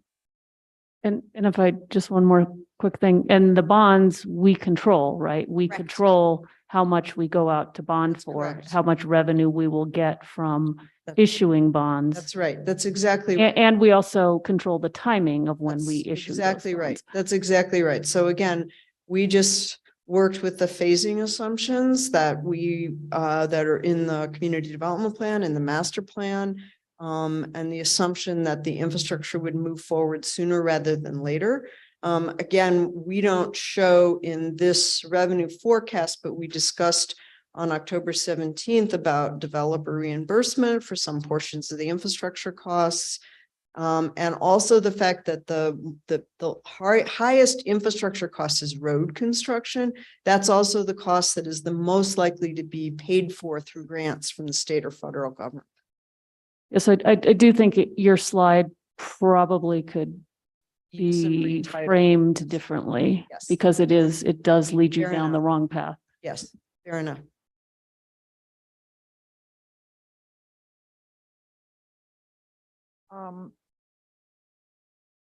So on the slide with increased tax revenues can be leveraged to pay for infrastructure and other costs associated with Midtown.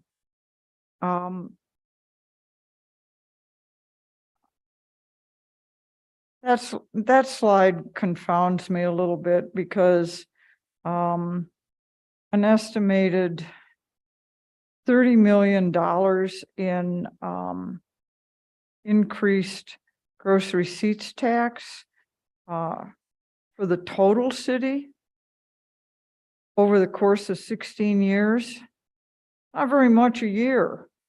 And I mean, it's a couple $1 million a year. It's really not that much considering, you know, the value of money now is compared to the value of money in the future. And, you know, this almost makes it can be leveraged to pay for infrastructure and other costs associated with Midtown. I think if we've only probably got $2 million of additional gross receipts tax in 2029, I don't know that the city won't have some other pressing issues that they want to spend that money on. Additionally, the property tax from Midtown alone, 6 million divided by, I don't know, 15 or 16 is It's not a lot. $375,000 a year. I mean, it's nothing Right. when you look at this project. That's right. The city's main source of tax revenues is from gross receipts. It's not from property tax, as you know, as you well know. Right, but my point is that we're not talking about really sizable projection of increased gross receipts tax. It worries me that we think that with an increase of $30 million over the course of 16 years, that that's going to be funneled into this project. I think that's, I don't know that that's true.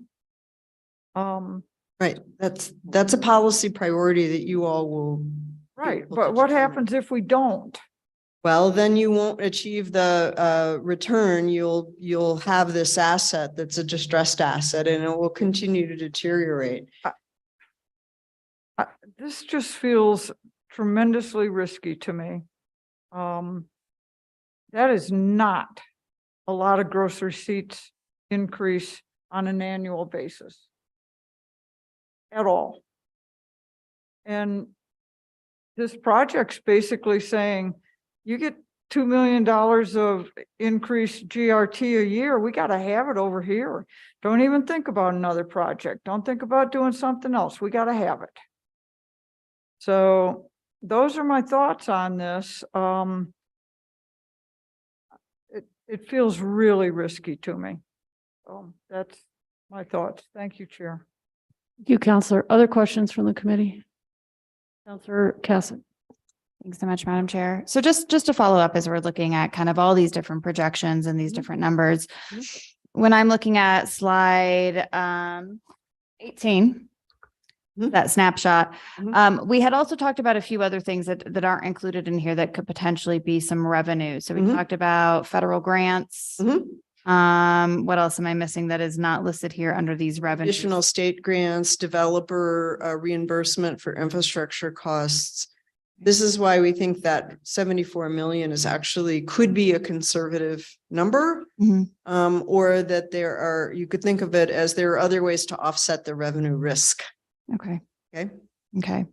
And so that's with a conservative number, and then potentially not as conservative costs, but the best that we have given the data Right, that is that's here right exactly now. right. Yes, and the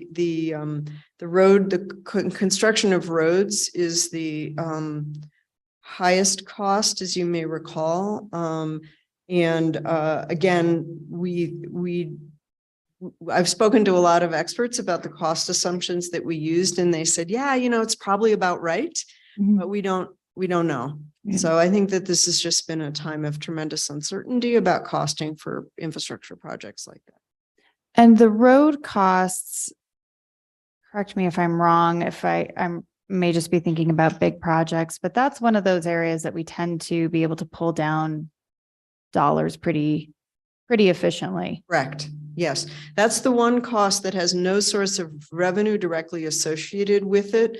Like the other costs were sewer and water. The other larger costs were sewer and water. And remember that those will be paid back through reimbursement and through overall master planning for the utilities.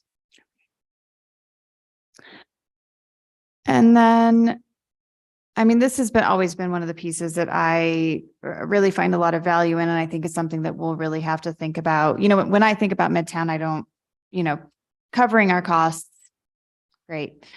We should do that. But in terms of more of the net monetary return, I really do feel that a lot of the policy comes around what is this going to bring to the community? So the housing, the jobs, the social aspect, the open space. And so if we could go back to supporting the affordable housing with the land donation. And so when you say affordable housing land donation, 4.5, 5.6 or 4 million kind of based on different costs, that's basically if we're giving land away. That is what you're assuming. Correct. That would be the value of the land that would be given away. Okay. And then what about, I would imagine that when we do affordable housing projects, we usually do a lot of support in terms of some of the infrastructure cost. Am I correct? Alexandra's here. Hi. Alexandra can.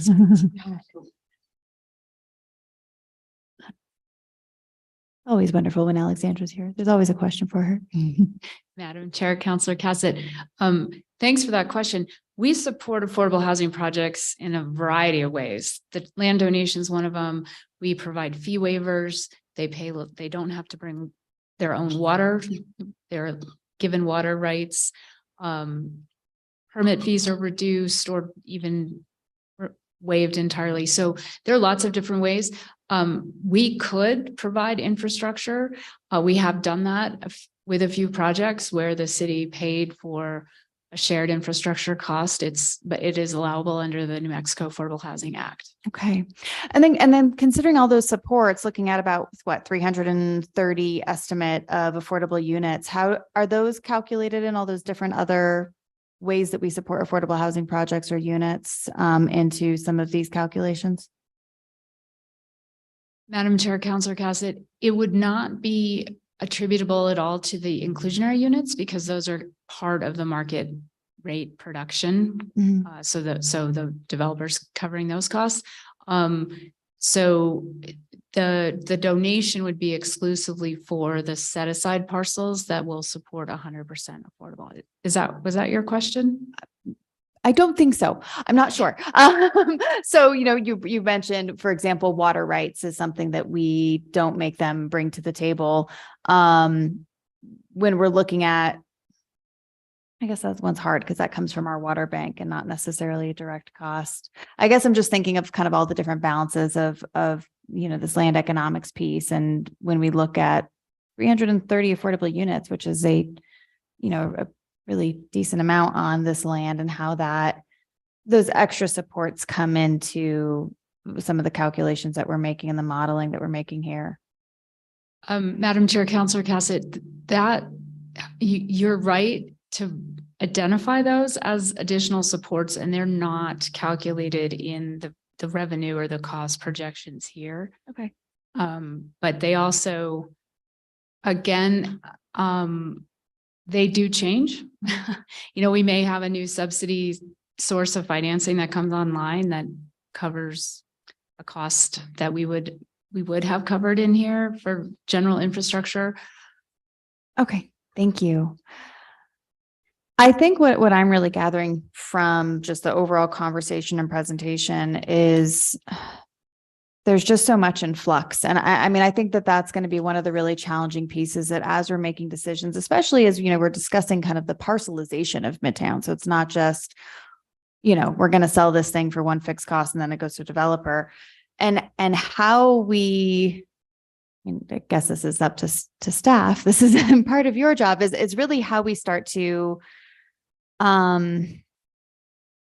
keep track of that balance, keep track of especially as it's going to be developed over time and there's all these different components that come in.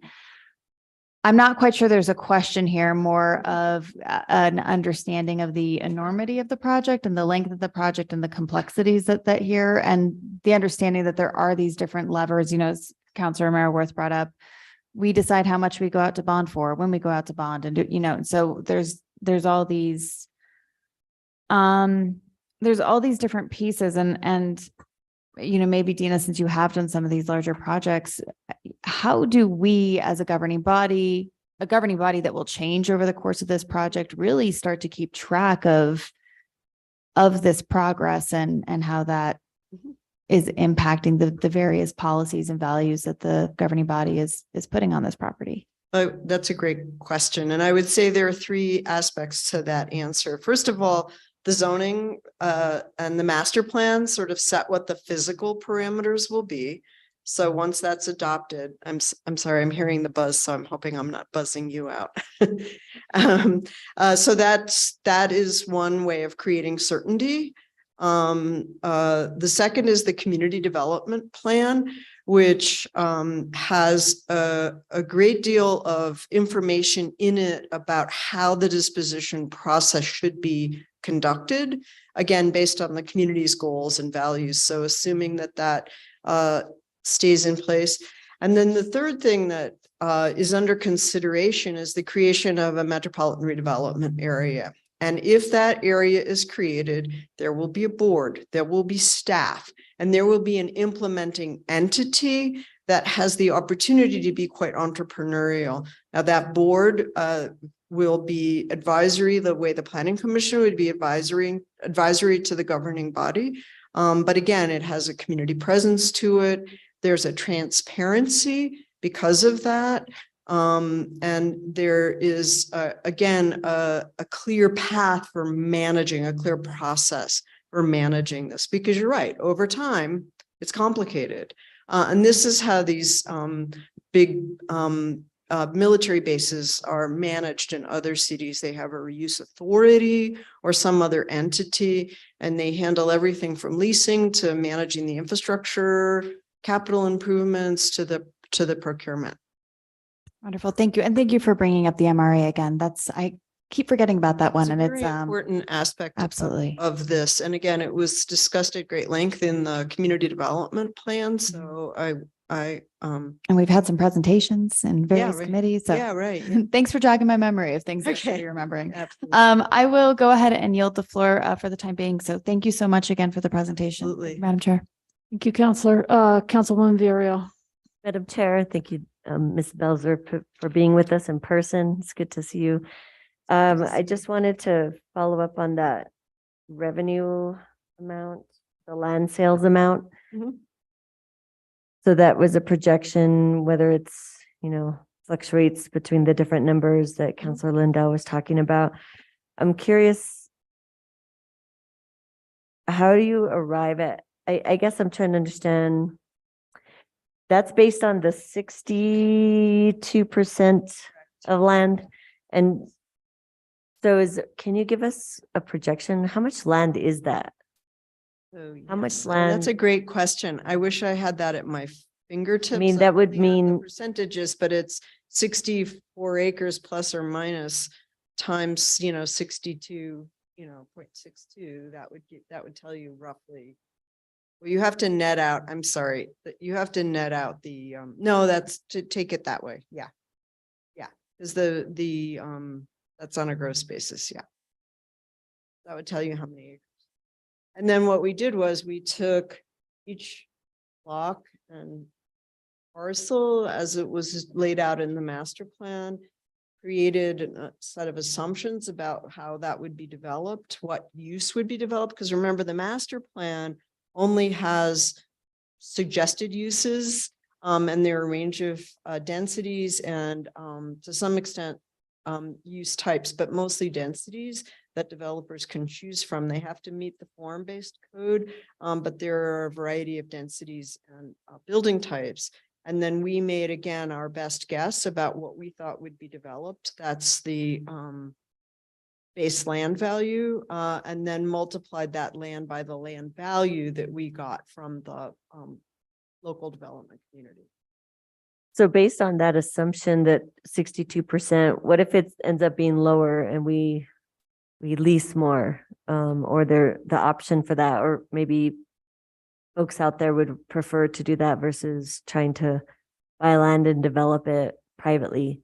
So how does that change the scenario? Well, yeah, glad you asked that question because we discussed that this afternoon. So if you decide that you don't want to sell the land, then that takes off of this value. Again, we were going for the biggest possible number, which is the because what we were going for was really testing the assumption that economic return was a key goal for the city.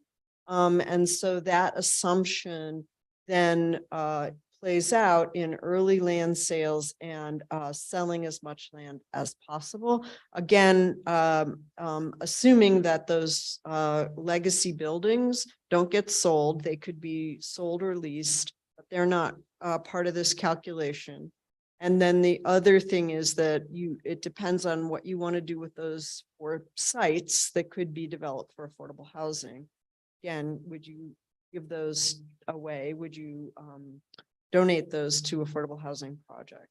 So we calculated these numbers just to give you a sense of what those potential trade-offs could look like, and how those decisions could be made. Now, if you were to say, well, we don't want to sell as much of the land, we want to ground lease the land, there are some complications to that. Residential projects, for example, particularly for sale projects, are not financeable with a ground lease. So if you wanted to build townhomes for sale, townhomes, even for affordable units, that would be basically impossible to do. So that's where a trade-off comes in, right? The other trade-off is that if you decide you want a ground lease, ground leases extend out over 60 to 75 years, sometimes longer. And you can also look at what that ground lease revenue would be over that 60-year period. You apply this discount rate to it, and it might be a bigger number than the land sale value would be, assuming we were going to sell the land in the next 15 years, say. But you wouldn't have that revenue to work with to, again, finance some of the infrastructure or some of the other improvements that you might want to make to the site. So there are trade-offs with these various decisions. And again, we were modeling kind of the most basic set of trade-offs. If we sell the land, what's it worth? If we keep some of the land or give some of the land away, what does that look like in terms of a dollar number? And then we took out that bundle of 4 legacy buildings, just so we could assume that those could be leased, sold, whatever needs to happen. And all of those kinds of uses, well, the St. Michael's Hall depends on what that use might be as to whether or not a ground lease is viable. But I doubt you would build for sale housing in that. I guess when I hear about all these different scenarios, I think it's going to depend on what proposals we get. And I'm just curious, because you all, probably people have been contacting staff. Are these projections based on some of the inquiries that you've been receiving? Or interest in land sales versus, land purchases versus leases? I'm just curious if that's also part of the modeling based on inquiries and you've been getting. Madam Chair, Councilor Burial, it's a good question. If you exclude the Performance Arts Theater, Visual Arts Center, those are sort of separated out. And truthfully, I've gotten more inquiries about leasing it to local organizations. They still have to pay for the infrastructure costs. So, they have to add a $2.5 million infrastructure build before they can figure out a lease on it. But for the other parcels, we've had many more inquiries about buying the land. To Ms. Belzer's point about financing, they can't really finance these housing developments if it's leased out. It's just difficult to do. So we've had more inquiries. I have more inquiries around buying the parcels in their response to proposals. And I can't share all the details with them, but that's kind of what they want to talk about. But that's kind of what has been happening so far. Thank you. And I guess the other question you had brought up about momentum and that it's what the market is interested in today. And so that makes me also think about what the market has been interested in today with the housing development we've had in Santa Fe, which has been primarily market rate and utilizing fee in lieu of. And so what I'm curious is, does that also take into consideration, like, what are the needs for the residents today, which is obviously we're in a housing crisis, or working class and workforce housing? So how do you balance that? Like you say, the market, and we want to set trend, or there's trends that the market is interested in today versus like what we actually need in Santa Fe. And I bring this up because I was in Denver this past week and there's cranes everywhere developing. And actually some things are good when you drive around town, other stuff I'm like, well, I hope this never makes it to Santa Fe. Not going to make it. So I just think about us, like what we need for our community and residents, and specifically related to housing. Obviously there's other needs there, with the economy. So I'm with, retail, business, et cetera, and then also the public spaces. So I guess I'm just trying to understand, like, we always talk about the market, but the market is this economic engine. And then what are the needs we need for residential, like, community members today? Madam Chair, Councilor Villarreal, if I can take this one, I think one of the advantages we have is that we own the land. city owns land, right? So much like we do with our affordable housing trust funds and our CDBG, we don't put out an RFQ or an RFP to say like, okay, who wants to do down payment assistance? We say, here are the eligible uses, here are the priorities, here are the values we're responding to.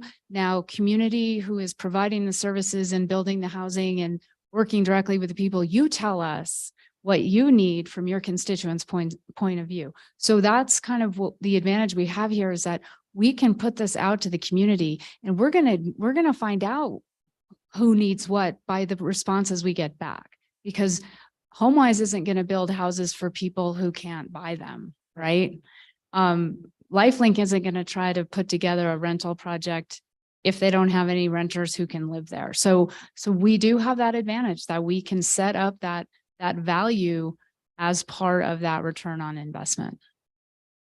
Thank you. Yeah, I guess I think about our priorities and like how we prioritize, and those RFPs will be integral to telling people this is what we need and want.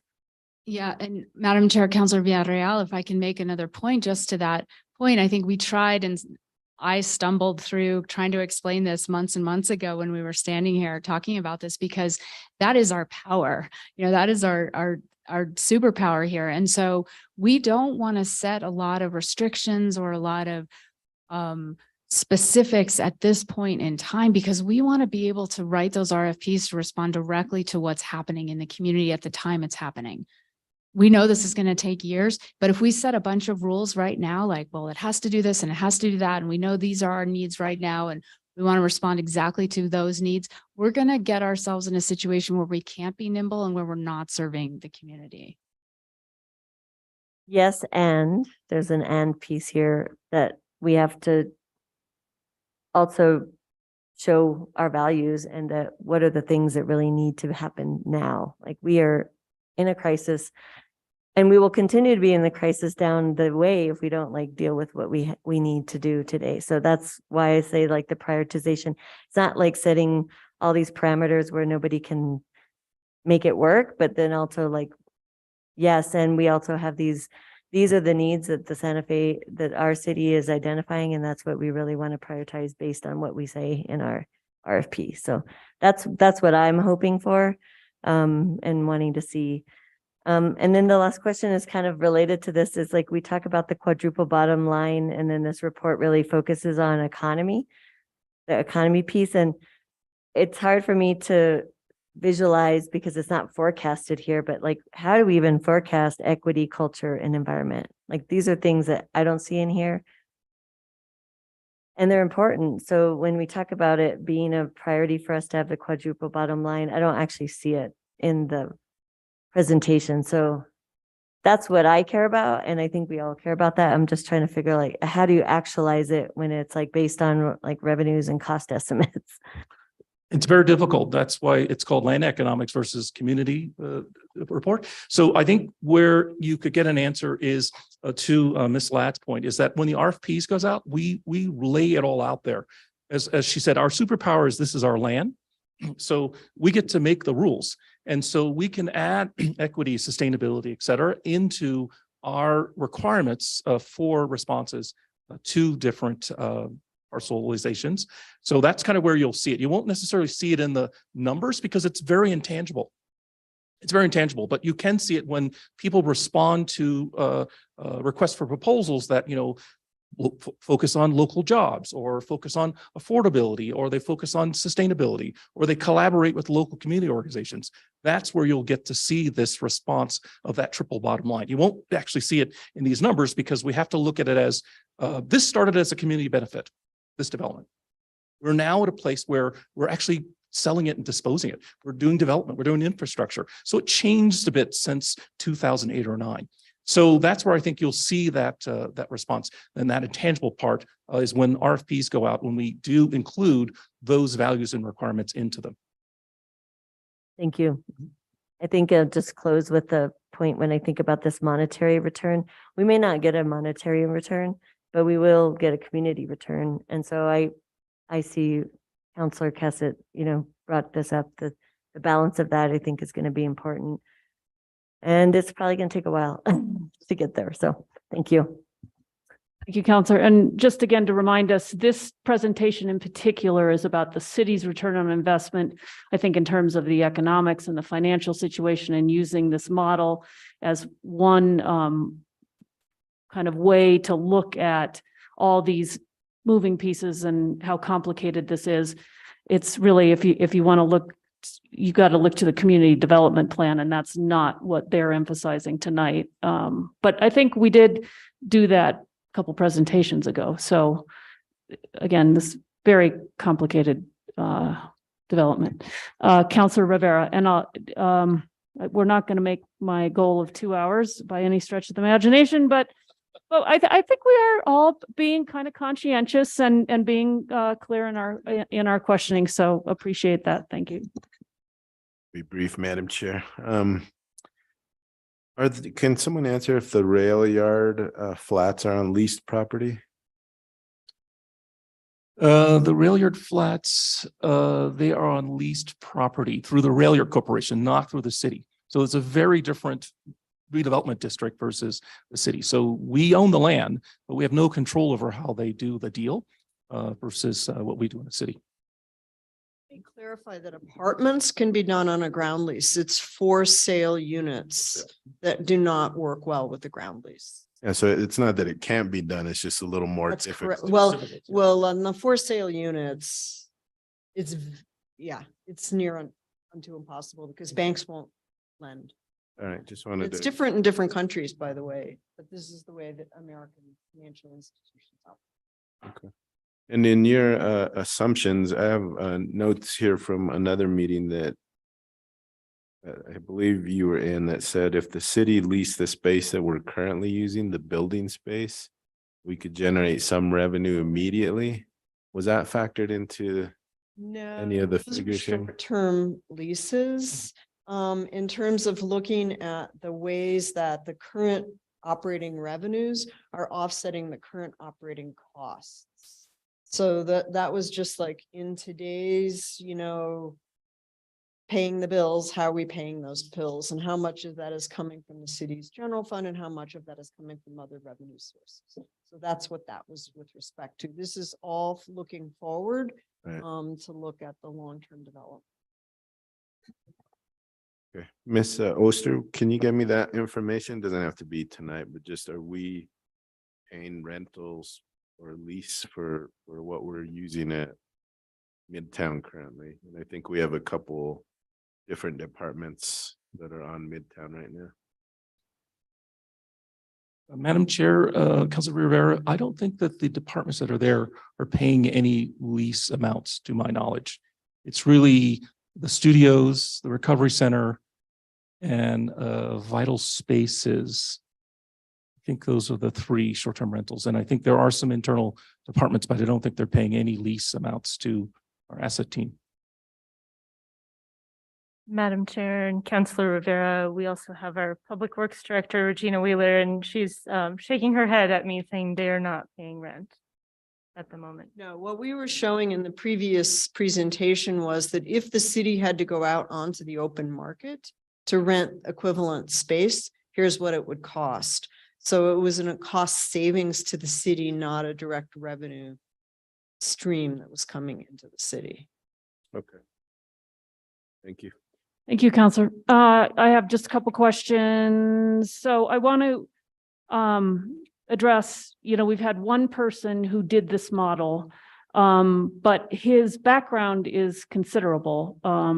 Mr. Grazier has been around the financial end of state government for a very long time in a variety of positions and has quite a bit of expertise. So I think when we look at, all right, one person did this model, the fact that this person has substantial qualifications should give us some confidence in it's not a crystal ball, but should be Right. valuable information. Right. Yes. Okay, That's you look like you wanted to say something. Well, I was but- just, I don't want to editorialize too much, but I would say that the New Mexico system on the gross receipts tax is very arcane. And it was very helpful to have his. You're from out of state, huh? I am. Right. And, honestly, I came in thinking, oh, I can do this because I've done it in many other places. And then when I just saw how complicated it was, I was very glad to find Mr. Grazier to help us out. Okay, And again, we really want to share these models with Ms. Yes. Moore because I think that she needs to really get her head around these numbers and decide whether or not she thinks these are even legitimate. And again, some of it is based on some key assumptions about ways in which current revenue sharing is shifting. yeah, So that also speaks to some of the increased bonding capacity that's not showing up in that $30 million over 15 or so years. right. So at the same time I sing the praises of Mr. Grazier, I do think that that doesn't mean that we shouldn't be critical and analyze his assumptions. And I guess one of the things that, and you just said it sort of again, but in a slightly different way, that raised my interest level. And the way I wrote it down was something that he, in his model, is looking at, he's guessing, I guess, about a shift in tax policy to model those revenues. And I would be very interested in his assumptions about that shift, because that also is very complicated, has a long history in New Mexico. And I'm sure it is our fee in lieu of dollars and how they may be changing. I don't know whether he looked at, Santa Fe has not used its full GRT capacity that the state has given us. I don't know if that was factored in. So I too would be very interested in some of the assumptions that he made around that model. And yeah. Great. I have a 12-page document of technical assumptions, which I'll share with Ms. Ogier first. And he and I are hoping that we'll get a chance to meet with you directly at some point in the near future to go over all of this, because again, these, based on your input and some of these other things, these models are shift. None of these things are cast in concrete. Right. Right. But again, going back to what a model is, right, is just one way to give some shape, some structure to this very large, very complicated, big lift for the city, and trying to help us get our heads around, all right, well, if we did, if we push that level, we get this. If we, pull here, we get that. And, as to the first presentation we had from Dr. White, all of this very uncertain, a lot of uncertainty. We have no idea what the future will bring us. But we can, this starts to get us to start thinking about the different things that are available to us in as we go forward in doing this development. And I think the references to other state or other cities that have done the military bases, Denver being one of them, quite successfully. I don't know if you're involved in that one. It took a retired military base and has, again, very large, complicated, and has reaped benefits from that. So, and of course, there have been others. So I think those are they're kind of comparable scales of what we're trying to do here in some ways. Yeah, I mean, Stapleton is much larger than Midtown is, but it's a good comparable in some ways because the location of Stapleton was very valuable in the long run for building housing in particular. Mm-hmm. So yes, that's a good example. Okay, and then the housing thing. So we've said we're looking at wanting 30% affordable housing on this property, and I think it is perhaps our greatest opportunity for really getting a big chunk of affordable housing, and we need to maximize that. And I guess my question is in the land donation slide. And I think you sort of answered this.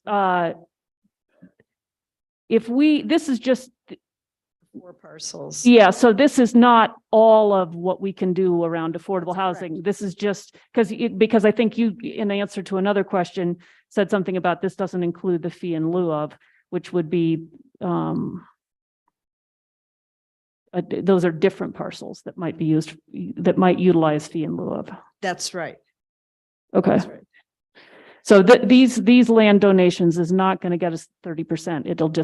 It's one piece of getting to that 30% goal. Correct. That's right. Okay.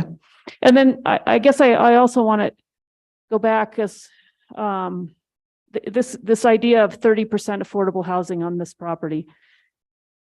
I think I have heard that this is actually a really good number for this kind of development. And I don't know if anybody can speak to that in terms of, really maximizing our opportunities. And, the layperson might say, well, why not 50%? Or, why aren't we getting more? But again, the economics of it and all the things we're trying to do, 30% actually is a really good number. Madam Chair, it's a really good number. When you look at the only projects here that have exceeded that number would be Tierra Contenta and Nava Ade, which were both mostly homeownership built under very different development assumptions, very different property. It's not redevelopment, it's new land. So, but the 30% number is quite high in terms of inclusionary zoning standards. And I think the answer to why aren't we doing more, because that's a logical question to ask, right? Well, we own it. Why it should all be affordable? Right.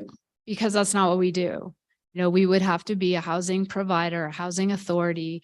There's so much more that goes into the long-term cost of affordable housing. It's not just the cost of the production. That's actually the easy part. It's the operations and the ongoing subsidy that would be required. And that's not what we're taking on here. It could be, but that's not what we set out to do. We set out to create a mixed use, mixed income, financially sustainable center of our city where everyone can go there to enjoy some kind of benefit. Right. So and I guess the way I would say that really shorthand is we have multiple objectives on this property. It's not just affordable housing. But again, as we'll see in 2 days with the master development plan and the community development plan, we're trying to do an awful lot with this piece of property. Okay. It's very expensive. Yeah. Okay. Counselor Cassett, I'll give you 2 minutes, no more. I will be very quick. Just following up on that housing piece, I think the other, I've harped on this a couple times, is that we don't just need affordable housing, we need middle income housing. And so that's something that I'm also really interested in here, and that I sometimes think that we forget. And this understanding of what is market rate housing, because we have affordable housing, and then it's like we almost have these two categories: affordable housing, which we need deeply affordable housing, but we also need market rate housing in the middle income market range. And I think that nuance is sometimes lost, that people think that if it's not affordable, it's a $1.5 million home.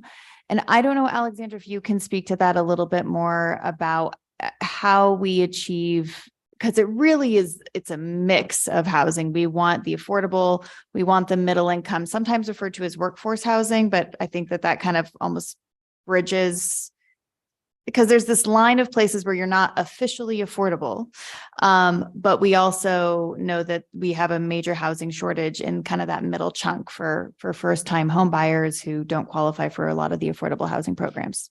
That's correct, Madam Chair, Councilor Cassett. That is one of the visions here as well, is because we're creating an urban form that will support a lot of different housing types that the rest of our market doesn't offer. So an entry-level market rate homeownership option that's a townhome is going to be more affordable generally than a standalone house with a lot of land, just like an apartment will have a more affordable rent if it's more affordable to develop in that particular part of town. So that's what we're aiming for. We want to keep our development costs as low as possible to inspire the market to create a housing product where they don't have to maximize value. They don't have to work in a bunch of contingencies. We can control the process. We can make these things easier for the developers who choose to partner with us.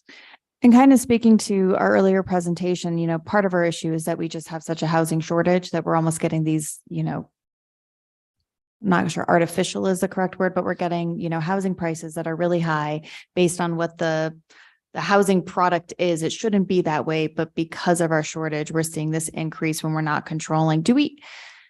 When we do go out for RFP, I am hopeful that we'll be able to put in some potential controls in there that might really, I don't know, do we have any tools where we're not in affordable, but it's not just like, hey, whatever the market will support? Because the market was going to support something pretty darn high right now. Oh, Counselor Cassett, we can leverage our assets to support restricted housing up to 120% of the area median income. And that is that kind of, oh, don't qualify for other things. And I'm struggling to pay to compete in the marketplace for housing, right? So I think, that's our big advantage, is that we can create enough incentive for developers to build in that above the deeply subsidized range, but below the sky's the limit range. Thank you so much. Okay, that's all we're gonna do. Because I forgot we had to do mufflers tonight too. I don't know what I was thinking. Okay, thank you for being here. Thank you for indulging us in understanding this model and the trade-offs that we have in front of us. Really appreciate it.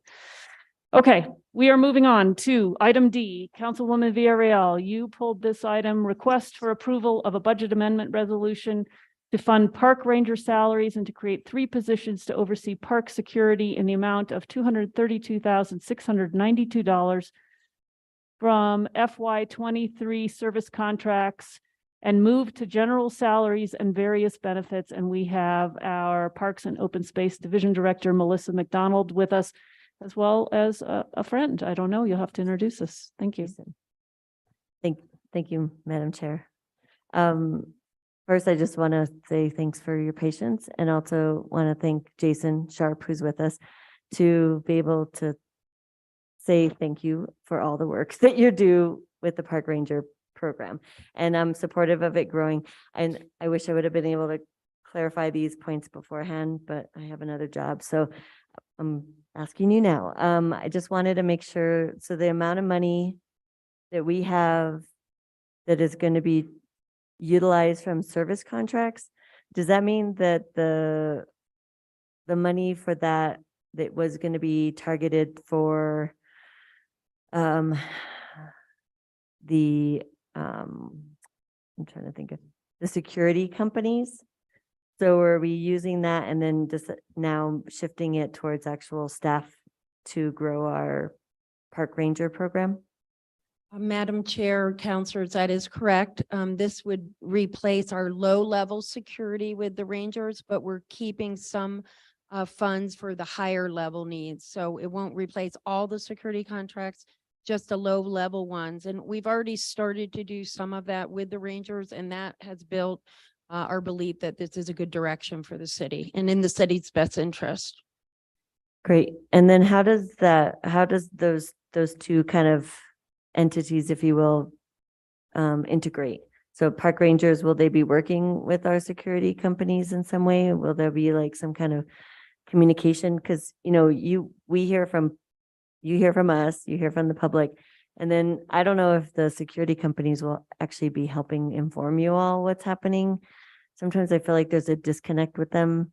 They do their job, and I don't know, maybe I'm wrong, but I just feel like there's never this like line of communication so we can know what's going out there when we can't be there physically, and we rely on them. So do you have any insight on that? Madam Chair, Councilors, we're finding that having the Ranger program in place actually has increased communication with constituent services and yourselves, as well as other divisions. So again, we feel this is going to work wonderfully. Jason works with the contractors, he works with the police department, and he works with other divisions. Right now, just to remind you, Jason is a park ranger in parks, and then we have 2 other rangers that are out of children and youth, Julie Sanchez's group. So this would be expanding this to a total of 6 rangers. So it'd be 4 within parks and 2 within community services. So you're going to see incredible increase of communication and oversight. Right now, when we did an assessment of our security contracts, while they do their work very well, they're very limited in what they can do. Our rangers can do a lot more for the city. So they're going to be, again, replacing the kind of low-level walkthroughs of parks, locking our gates, hurrying people along, but they're also bringing added benefit and training of dealing with the homeless in our community, being able to know when something doesn't look right because they're at a park regularly and they're at it at all times of day. They're going to be able to do other things for the Parks Division when they're in the parks, not just looking at that. Because there's a lot of time when you're doing security, like you're just walking through a park and making sure things are okay. Well, why can't we utilize these same people to feed that information back to parks so that we can serve our constituents better? This swing set is broken. This garbage can is overflowing. This, all those things that we have them doing. It's just adding another level to it because they were realizing they were doing this already. And so again, we feel like this is a wonderful move. We're really excited about it. And I think you're going to see a lot better communication when we have more boots on the ground and we can feed that back to you. And again, we work with these contractors. So it's not a either or. We work great with them. They do their jobs really well. This is just adding another layer of support for the parks Great. and the city. Excellent. And so is Mr. Sharp going to be the supervisor? He'll apply for the job. Okay. For the job. Just hoping you're interested in it, I guess, is what I'm asking to make sense. You understand what's been happening and you have been doing a great job. So thank you. Madam Chair and Councilors, I do want to just thank Jason Sharp because he really has put a tremendous amount of energy and attention to this. And I believe that he's going to do an excellent job helping us kind of go into that next level. So I do want to recognize just all the hard work he's done. Yes, thank you so much. That's all I have, Madam Chair. How about a motion? I'll move to approve. Second. We have a motion and a second to approve this item. All those in favor, aye. Aye. Anybody opposed? Anybody abstaining? That motion passes. Thank you for being here and Thank you. nice to meet you. Okay, we are on to item I.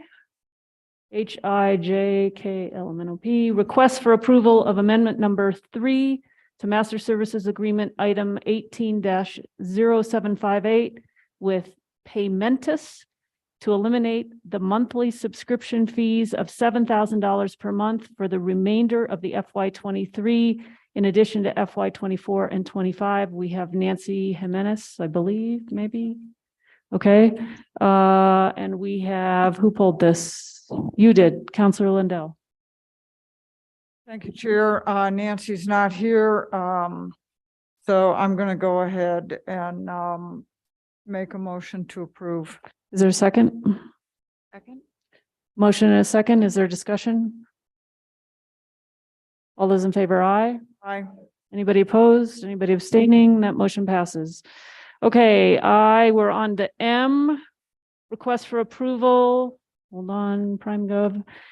Request for approval of an intergovernmental cooperative purchasing agreement with AMNIA. Is that an acronym? Partners for the utilization of the cooperative purchasing program administered by OMNIA Partners for the city of Santa Fe. We have Joanne Lovato, maybe? No. Okay. Councilor Lindell. Thank you. Thank you for speaking with me about this earlier today. Is this possibly the start of a third-party plan review? Who's that directed to? Director Oster? Yes. Okay. Madam Chair and Councilor Lindell, that is one procurement that we would look at utilizing through Omnia. So with regard to this cooperative purchasing organization that we'd like to formalize our relationship with, we have done projects with this company, this organization before. This particular item doesn't have a cost. We need to adopt a master agreement with Omnia in order to be in compliance with our purchasing manual. So this is kind of making sure that we have all the Ts crossed and the Is dotted. And one of the projects that we anticipate utilizing Omnia for in the future is a contract for expedited plan review for land use. I appreciate that, and I know that it's not just as simple as doing that, a contract like that. I think it's a great idea.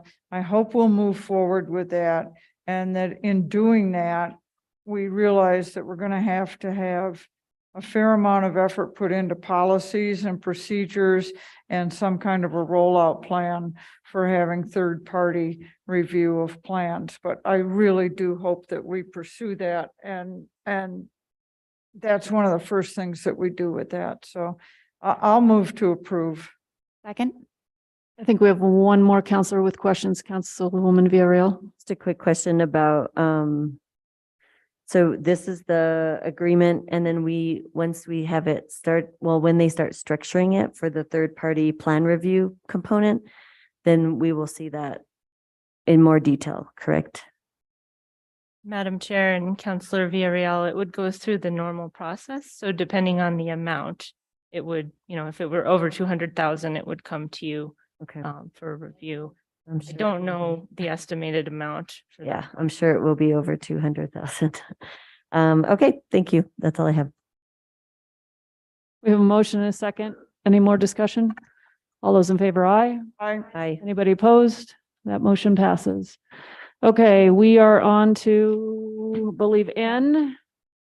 Request for approval of FY 2023 grant contract with Corporation for National and Community Service in the total amount of $89,058 for the foster grandparent and retired senior companion volunteer programs. We have Anya Alareed with volunteer program manager and Counselor Lindell. Yes. Yeah, I'll make this really quick. I had a number of questions, but we're 27 minutes past our deadline. Thank you.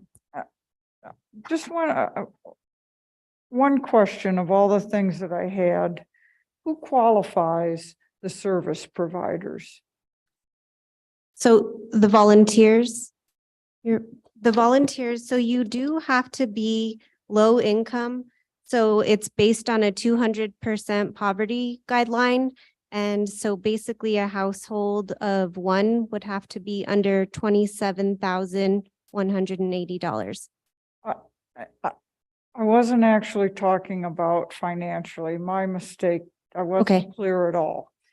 I'm wondering who qualifies people to be able to safely perform the duties that are asked of them? Right. So I'm really looking, how are we ensuring the safety of clients? the federal government requires us to do 2 separate background checks. So we do a FBI background check fingerprint, and then we do it's called NSCHC.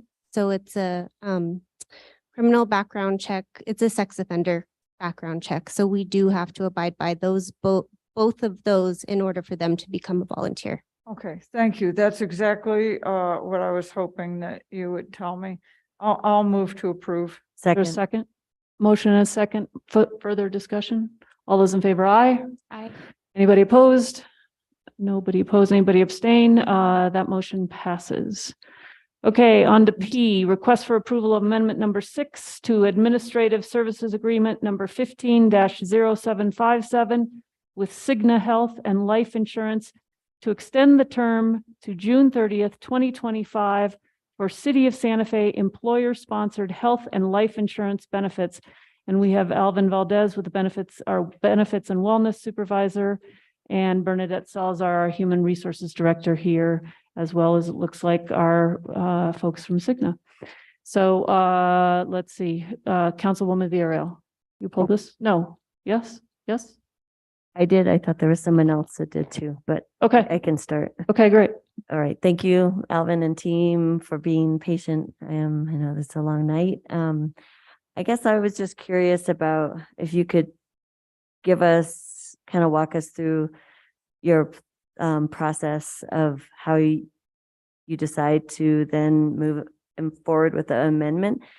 And I'll give you, I think those of you that were there last year when we were talking about budgets, our last budget hearing, there was a suggestion and also desire for some of us to be able to look at potentially reopening the,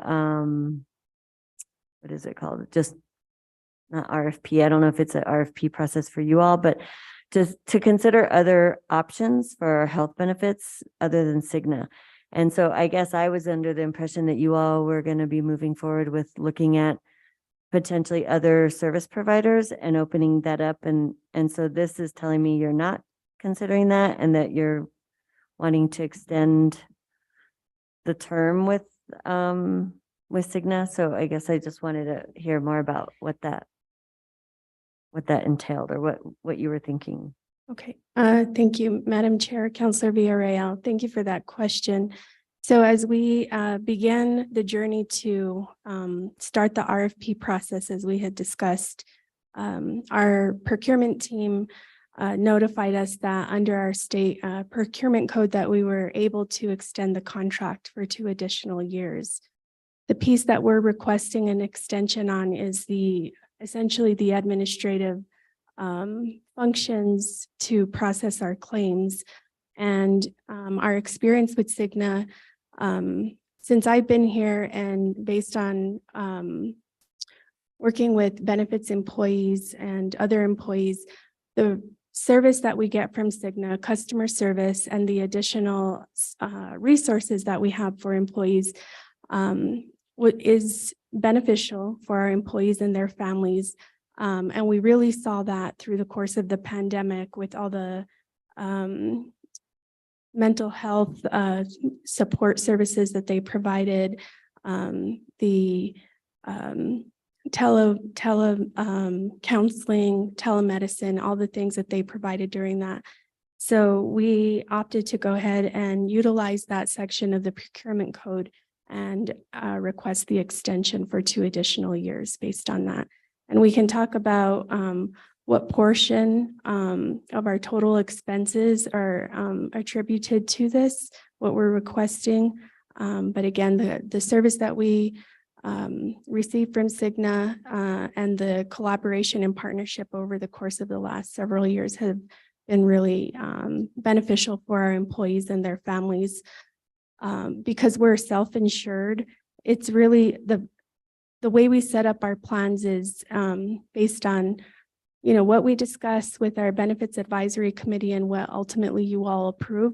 So that really is dependent on what is decided at your level, but that wouldn't change really regardless of what carrier we would be using. And I don't know if our team from Aon has any other thoughts that they may want to add, but I hope that answered your question. Yeah, I think part of it I get. So you're saying this is not the overall consideration of a new health provider. This is just a part of it, a component of it. Madam Chair, this and Councilor Villarreal, this is to continue our partnership with Cigna, but how we design our plan, regardless if we were with Cigna or another company, is dependent on how we design that. So we would still be utilizing Cigna if this is approved, but we're not talking about any plan design changes at this time. We're only requesting an extension of the agreement with Cigna. So that would come annually like we usually do, probably like February, March, when we start gearing up for the budget season. But you said additional 2 years, and I guess the way I was reading it was more than 2 years because it extends to 2025. Madam Chair, Counselor Villarreal, so it would be an additional 2 years beginning July 1st, and that would be a total of 10 years, which is allowable under the procurement code. July 1st, 2023. Okay. Correct. Mhm.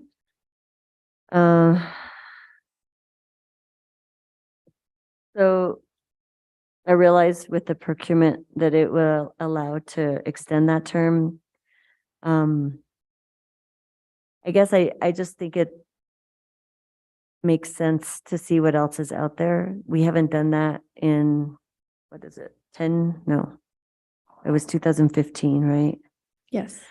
So we haven't done it in a, good amount of time, and then things have changed with different health providers. So I guess I'm always interested, like, what else can other health insurance companies provide for us, and how would they compete with Cigna? How are they not? Because, as we move along, I just hear a lot of grumblings of some of the things that Cigna is doing. I mean, there's some things that you said they are doing well.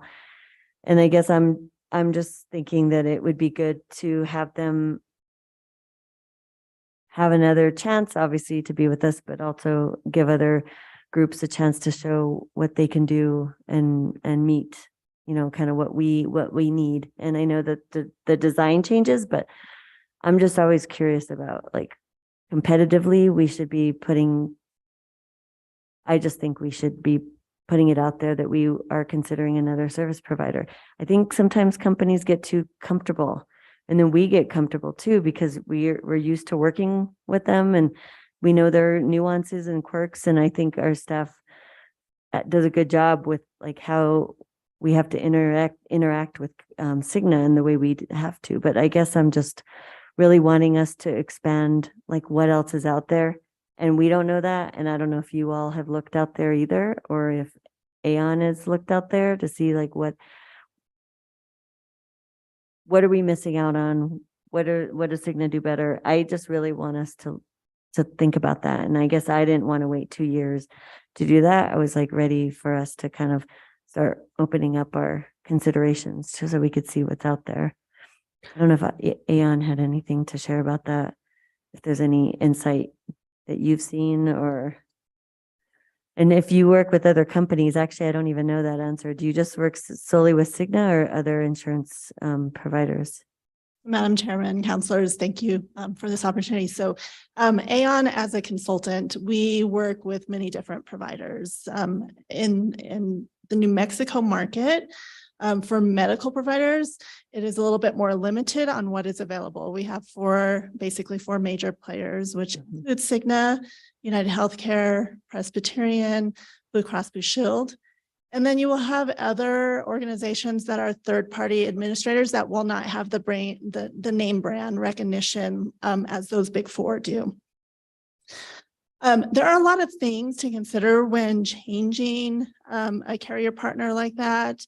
And so I hear that some of your employees have had concerns with Cigna, but overall, most have been pretty satisfied with the coverage.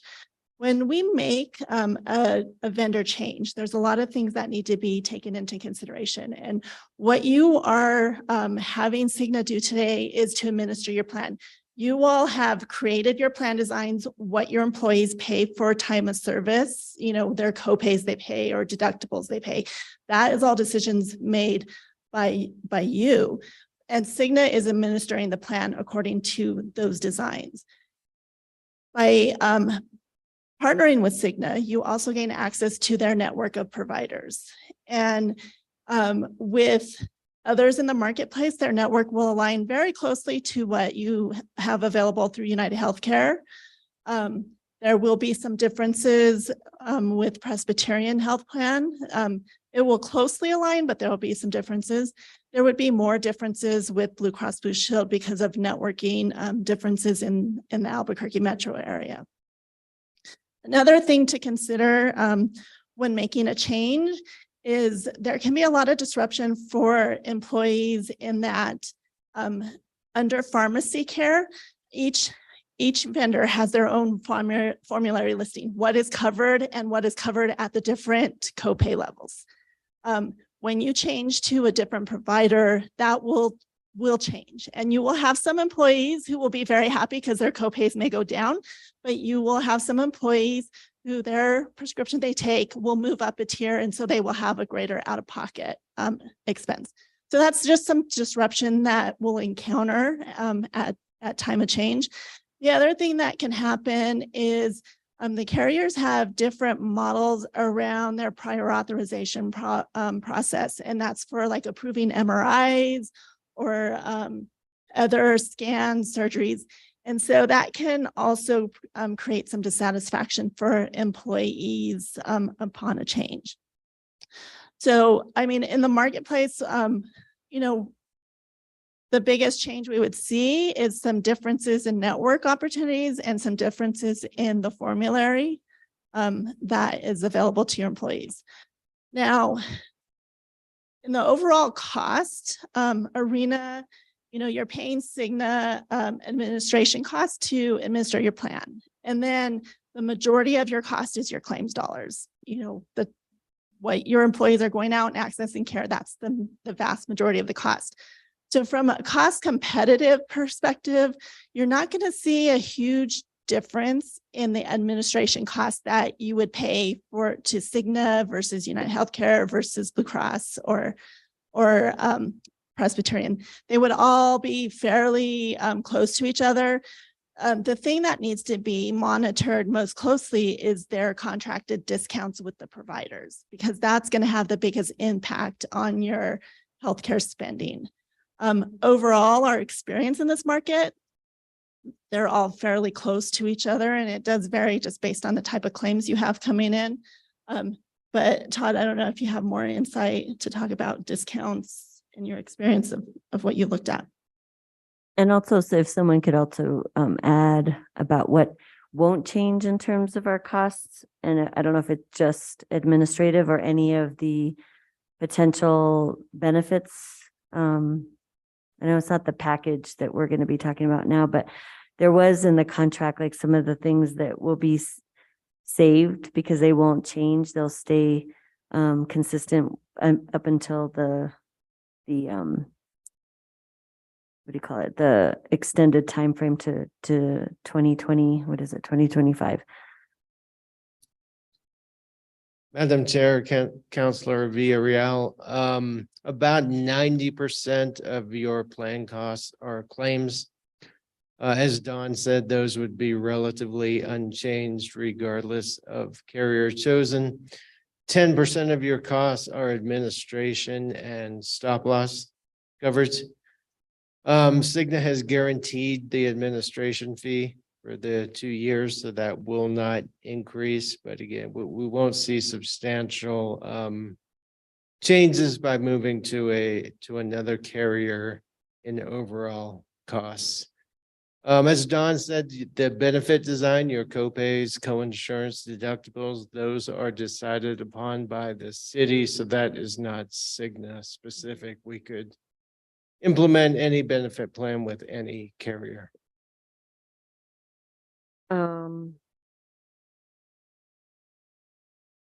So you brought up stop loss coverage, and I know there was a question that we got an email about, but I'm curious if that got added in, if there was, when you're going to be considering that component of this. Madam Chair, Councilor Villarreal, yes, the stop loss coverage is currently with Cigna. Their increases have been very reasonable over the past 8 years. The average stop loss increase is in the 15 to 20% range per year, as Cigna has never exceeded that amount nor requested anything above that amount. So they've been reasonable. If they are not, we can certainly look at an alternative stop loss carrier that doesn't require us to leave Cigna on the administration. We can have a third party handle the stop loss coverage if necessary. At what point would that decision be made? And is that with the benefits committee ultimately discussing that component? Madam Chair, Counselor Villarreal, this would be a topic that we would discuss with the Benefits Advisory Committee because it's based on our claims experience. So when we have a couple more months of experience that we can evaluate, then we'll have those numbers and we'll be discussing, as we have in the past. We meet with them more frequently when we're approaching the budget season. And then ultimately it'll come before you all for a decision. So that stop loss piece, I don't know why I'm not remembering this, but that's part of the budget design or the design component that we decide during budget hearings. Yes, that's correct. All right. That's all I have. Thank you very much. Do we have a motion on this item? Move to approve. I'll second. A motion and a second. Any further discussion? All those in favor, aye. Aye. Anybody opposed? Anybody abstaining? That motion passes. Okay, last item before we do mufflers, Q. Request for approval of an on-call service contract with Sandbar Construction Corp. For citywide roadway marking and pavement stripping not to exceed $271,093.75, inclusive of NMGRT annually, though July 30th, 2020, through July 30th, 2026. And Regina Wheeler here for Councilor Lindell's questions. Thank you, Ms. Wheeler, for being here. I'm sorry this took so long considering the simplicity of my questions. The city has a striping machine, correct? It does not at this time, no. I thought how long ago did we get rid of it? It died about a year ago and the governing body gave us funds to buy a new one, and it's taking about 18 months to receive it. I didn't hear you. We got money to buy a new one and what? It's taking about 18 months to deliver it. We're expecting delivery. What keeps happening with vehicles when we order them is they give us a delivery date, and then about a month before the delivery date, they move it out about a year. Okay, that answers my question. So we had a striping machine and we're going to have one, but in the interim, these roads have to be striped. Yes, Councilor Lindell, sorry, Madam Chair, Councilor Lindell. Also, the Public Works Department across the board, we really try to keep on-call contracts in place for almost every essential service that we provide to give us a backup and more capacity if needed. And, like for instance, sometimes the governing body approves us a suite of pavement rehabilitation projects. And sometimes it's better to work with a striping contractor when those are finished and get those done. So we use full-time equivalents as our first, way to deliver services. We also use professional services. And then of course, contract labor if necessary. So it's really good for us to have options for providing the essential services. And yes, we will have a paint truck, we hope soon. Okay, thanks. I didn't realize that we didn't have one at this point in time. I'll move to approve. Second. Is there further discussion on this item? We have a motion and a second. All those in favor, aye. Aye. Anybody opposed? That motion passes. All right, we are on to mufflers. I think everybody on this dais has had several meetings to discuss this. What is new tonight is an amendment, and I would be interested in discussing that amendment. Councilor Lindell, I think you're one of the main sponsors. I don't know if you have a way you want to handle this or anything you want to say about it, or. No, I haven't been, because this is the only committee that I serve on. This is the first time I've seen it at committee. Good point. And between when it was introduced and now, it's been postponed and forwarded with no recommendation. But in looking at the amendment that has been proposed, I'm completely in support of that. And so I don't think I need to say much more than that. I didn't pull it. Yeah, so I don't know, maybe we want to talk about the amendment? Chair. Yes, I would like someone to go through it because Okay, I thought yes. there were sections that did not make sense to me. okay. And then there was a presentation that was added. I don't know who got that presentation, but that's new. And I don't know if there was staff that was going to go through any details of that presentation because I haven't seen it. The one that's marked MC. Right.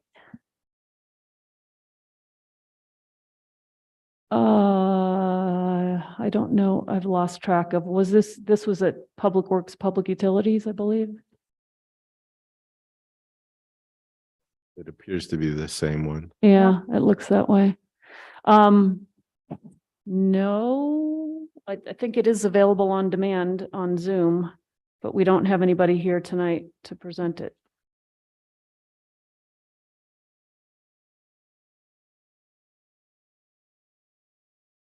But happy to go through the amendment. So the amendment, there's a red, let's see, let me find the red line. Yeah, so I think it's easier if we look at the red line. This is an amendment being proposed by myself and Councillor Cassett to address a number of issues that I think we have had come up in the hearings that we have had on this bill. And I don't know, Councillor Cassett, do you want to? Can I just get a clarifying piece? Sure. Yeah, I don't know how you want to handle it. If you want to Well, just ask questions did- about it, or we did talk about an amendment at quality of life. And I was part of that amendment, but we didn't actually formally vote on it. So I would like to know how what's different about this amendment. And our amendment that I was on has disappeared, right? It's incorporated in here. So this amendment, I think the amendment you saw in quality of life, and you may have the history better, Councilor Cassett, is a fix-it ticket, which is incorporated in this one, but it seemed easier just to roll them all up into one rather than to have a whole bunch, because they address, I think, the concerns that we've heard at the other committees. Councilor Cassett, am I accurate in that? You're accurate. And also some of the changes that we made here impacted the fix-it ticket aspect. So we rolled them. Madam Chair, I just want to bring to your attention that Matt Chaplin is on Zoom. Oh, is that what that big C is? That's me. I'm the big C. Oh, you're the big C. So Matt's sorry. the good-looking young man there. I'm a little C. All right, so we do, thank you, DC Chaplin, for being here. Do you want to ask questions of him? Do you want him to walk through that presentation? I don't know. I have not seen the presentation. It was just at Public Works. Maybe just, I don't think know if. we could probably go through it pretty I quickly. think it would just be good to, some of the salient points that wasn't part of the original. Do we have that available on screen, or just for folks watching? Chair, if I may. Yes. I'm not sure if you're the only presentation that I know of. I think that may have been sent at some point because it's kind of made its way through the committees. Is the I believe most everybody has seen it, but I'm not sure if that's the exact same presentation or if Jesse included something different. I think it's the same one you gave the last Okay. time we were together. Okay, if you'd like, I mean, I have it available. I wasn't planning on it, but I can pull it up 2 seconds and I'll have it for you. That sounds like that might be a good idea. Okay, give me 1 sec.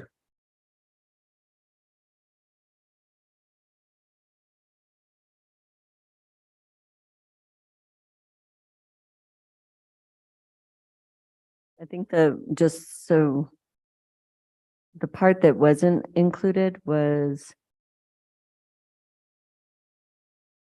because we've already gone through the 3 cities, same goals, different models in other cities. I think the information that was new was the current enforcement, the numbers were updated, and then the offender statistics.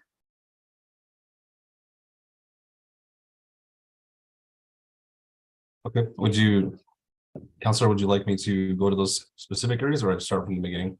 Your choice. I think we could start at just if there's anything that you wanted to know on the current and past enforcement, if there was numbers that were updated from the last time you gave us that information. The slide you're referring to, Counselor?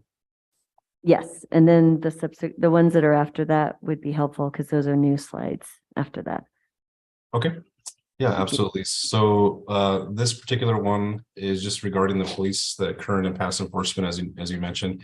There were some updates to when it went to public works versus quality of life. I believe just some questions that came out of quality of life that were updated to be added into public works. And that was just to include more years going back to 2018. I believe the original one didn't go back as far, and more of an explanation as to why there was a spike in 2020 with the 57 citations, which was contributed to the slow and quiet phase 1 and 2. And you can see the dates of operation there, June 24th to July, and then again in August to September, which accounted for those couple of or that 1 year of a kind of an influx. This was provided by, and the name escapes me now, that Kyle has there with him, an intern, but I can't remember his name right at the moment. But he was able to dig in some of the research and help provide some of this. And what this does is break down offender statistics going back, I believe, to 2015 to 2022, up to the current time of the last public works, I believe. This kind of encompasses the age of the offender or the driver of the vehicle. With the majority of them at what is it, about 87.5% being between the ages of 15 and 31, and then kind of trickling down after that. The next slide here just kind of represents the offender statistics by vehicle model year. There was some concerns in, I believe, both quality of life and public works with the vehicle year, which I see is in the amendment now, which is great.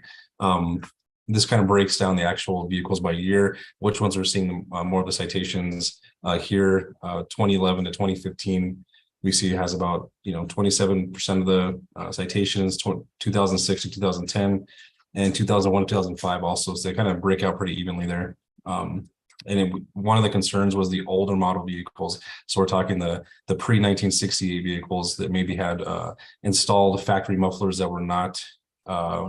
They couldn't reduce the noise that was coming out of the vehicle because it's a factory installed muffler that Councilor Lee Garcia discussed a little bit with his knowledge of vehicles.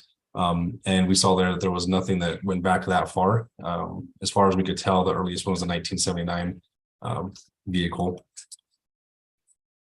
And this last here is the last addition to since quality of life counselor. And this is going to be the citations that were broken down by their location. And again, that's kind of going from 2015 to 2022. It's color coded. You can kind of see the breakdown. The majority of it is where you expect it in the north in the plaza area and down in the Cerritos corridor, and then again down into the airport road area as well.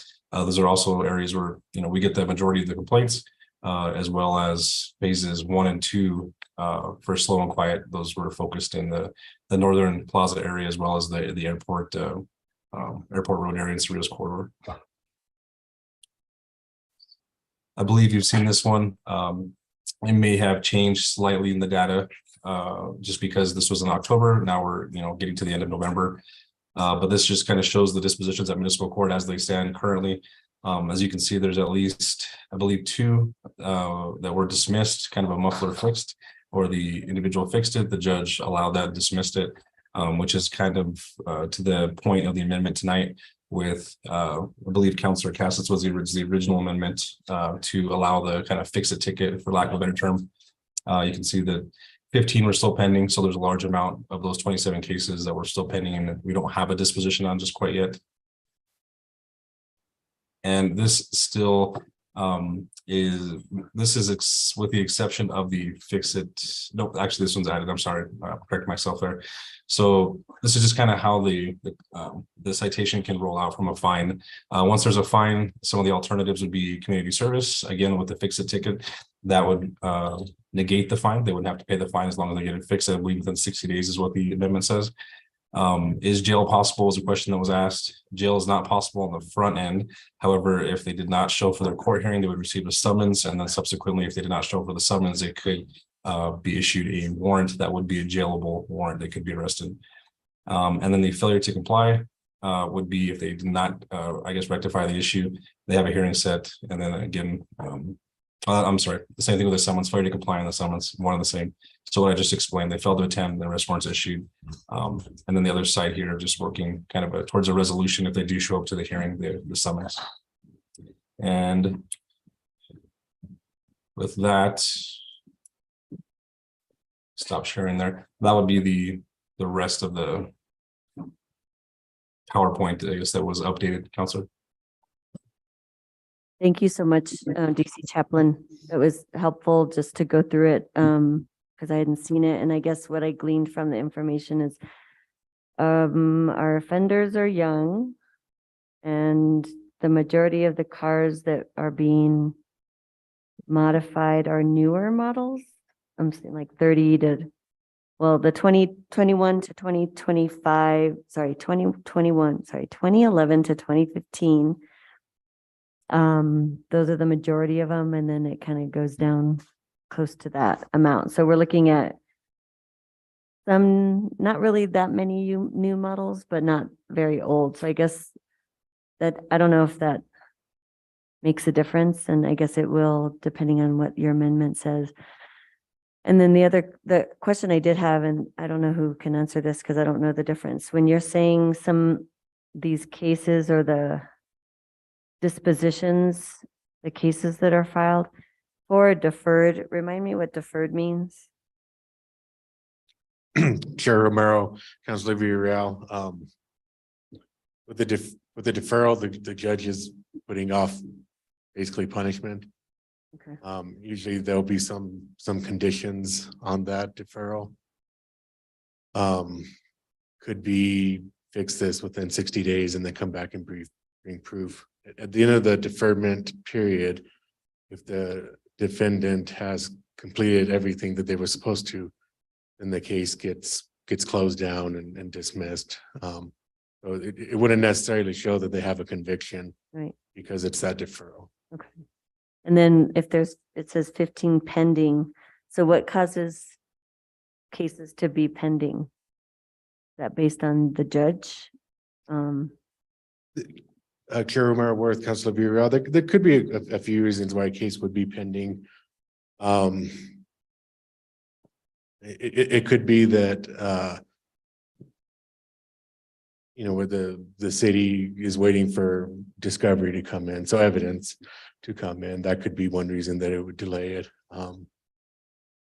It could be that it's pending because either myself or the officer prosecuting the case is giving the defendant a little bit of time to fix the muffler and get into compliance before we get a final adjudication on that case. So in this case, in the current situation, it's kind of up to the judge, really. They have a lot of not flexibility, but they have discretion. Discretion. That's the word. Thank you. Chair Romero Worth, Councilor Villarreal, I think that's true. The judge does have a fair amount of discretion. I think the prosecutor also has a fair amount of discretion. And like I said earlier, whether it's myself or if it's a police officer that's prosecuting the case, I think they have a good amount of discretion in working with a particular defendant ultimately to get into compliance with the but yeah, I think you are right that the judge does have in terms of sentencing a fair amount of discretion. Okay, thank you. Those are the questions I had for the presentation. So we could walk through this amendment if that, other questions on the presentation? Sorry, Councilor Rivera. Yeah, so maybe we should just walk through what that does. And I think I'll just start from the top. And then, yeah, chime in whenever you want to. Okay, so this first part, this factory installed exhaust option. In thinking and experiencing the problem that we're having, it is clear to me that some of the problem is with factory installed, what we've defined as a factory installed exhaust option.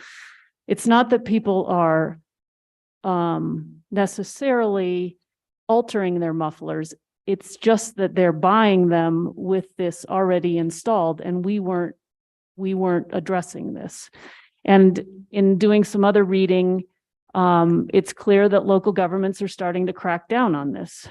So if you have a Ford Mustang, or there's a particular kind of Porsche SUV, you actually have a button that you can push or dial you can turn, and on demand, you can make your car make a racing noise that is, I think, disturbing the community. And to me, it's a little bit parallel to our cars can go 100 miles an hour or more. Some cars can go 160, 120 miles an hour, and yet we don't allow that level of speed in the city. And so what we're saying here is, if you use this option in your car, this factory installed exhaust option, you are ticketed for it, you can be fined, and there is no fix-it ticket remedy on this one. Because if you're using that feature, we do not want you using that feature in this community. I'll chime in real fast. And just to clarify, this is an option. So when they buy it, they can buy it at factory, but it is also, as Councilor Mayorworth mentioned, there are some cars or vehicles that are louder and they just come that way. And there's not this like push a button to make my car louder at this exact moment. So there is the option to make it louder in the moment as opposed to not. So we're really focusing on those that there's this varying degree of noise that they can produce on command. So we're adding that as something that you could be fined for. So that's what that first, and we're defining that with the factory installed exhaust option, what it means. So then if you go down in the red line, we're on page 2. This section C was crossed out of the bill as it was introduced. Mostly what we're doing is we're putting it back in. It's existing law. Every registered gasoline fueled motor vehicle manufactured or assembled commencing with the 1968 models shall at all times be equipped and maintained in good working order with the factory installed devices and equipment or their replacements designed to prevent, reduce, or control exhaust emissions or air pollution. That is existing law. We're putting it back in. It is also state law. The part that we're One of the reasons adding, yeah, go ahead. One of the reasons that we really wanted to put this back in is this, to Councilwoman Vitarel's point earlier about the age of the car, and that conversation around older cars. So this does talk about cars 1968 or later, and the fact that there would be some cars that would have been produced earlier that you may not have a factory equivalent for anymore. And that are probably by definition going to be louder because they're older. I think I used the example in the Public Works, Public Utilities meeting. I have a 1953 Chevy pickup truck. It is louder than current pickup trucks probably are. It just is. It's just old. And so I don't think that's what we want to be ticketing. And so we're just trying to set a line, and it's state law, and it's actually current city ordinance replicating current state law. But the part we added in here comes from the noise ordinance, and it says such devices or equipment shall not be modified in a manner which will amplify or increase the noise emitted by the motor of such vehicle above that emitted by the muffler of the type originally installed on the vehicle. This is coming from the noise ordinance. We're just bringing it over to the uniform traffic ordinance. And basically, you know, acknowledging that different cars, when they were built, have different muffler noises, and if it's what it was when it was bought, that's fine. Section D, the use of factory installed exhaust options is prohibited and violates this ordinance if the noise emitted exceeds the decibel level reading described in paragraph H below. So if you go to paragraph H, we lifted this from the noise ordinance, where currently our police officers have the ability to issue tickets. They don't under the noise ordinance. But what we're saying with this decibel level is we're putting it in here so that we know what excessive noise is. It's a way of defining what excessive noise is, but we're putting it in here to be utilized either as an affirmative defense. So if I were to get stopped and I don't think my car is excessively noisy, I could use that as a defense that I shouldn't have been given this ticket. It is also to be used in the fix-it ticket. So you could use it to say, okay, I fixed my ticket and I am now below the decibel level that we have set here. It's not intended that this be used. We're not envisioning that police officers will have the equipment to, in real time, know what the decibel level is. It's more to be used after the citation is issued in the court process, either to get a fix-it ticket or as an affirmative defense that you shouldn't have been ticketed in the first place. Councilor Cassidy, I don't know if you want to add to that because it's a little bit complicated. I think you captured all of it. I think the important piece, though, that I want to make sure is not lost is that these are decibel levels that are already set in city code. So they're not, these are not new levels. They just did not exist in the UTO. They were over in the noise ordinance, which is part of chapter 10. I'm not sure which. Right. So this is current city ordinance and we're just moving it to be part of the uniform traffic ordinance. F, let's see. Yeah, so F, for a first offense under paragraphs A, B, or C above, a person shall not be convicted if repairs are effected on the motor vehicle and the vehicle passes a compliance test within 60 days of the citation being issued.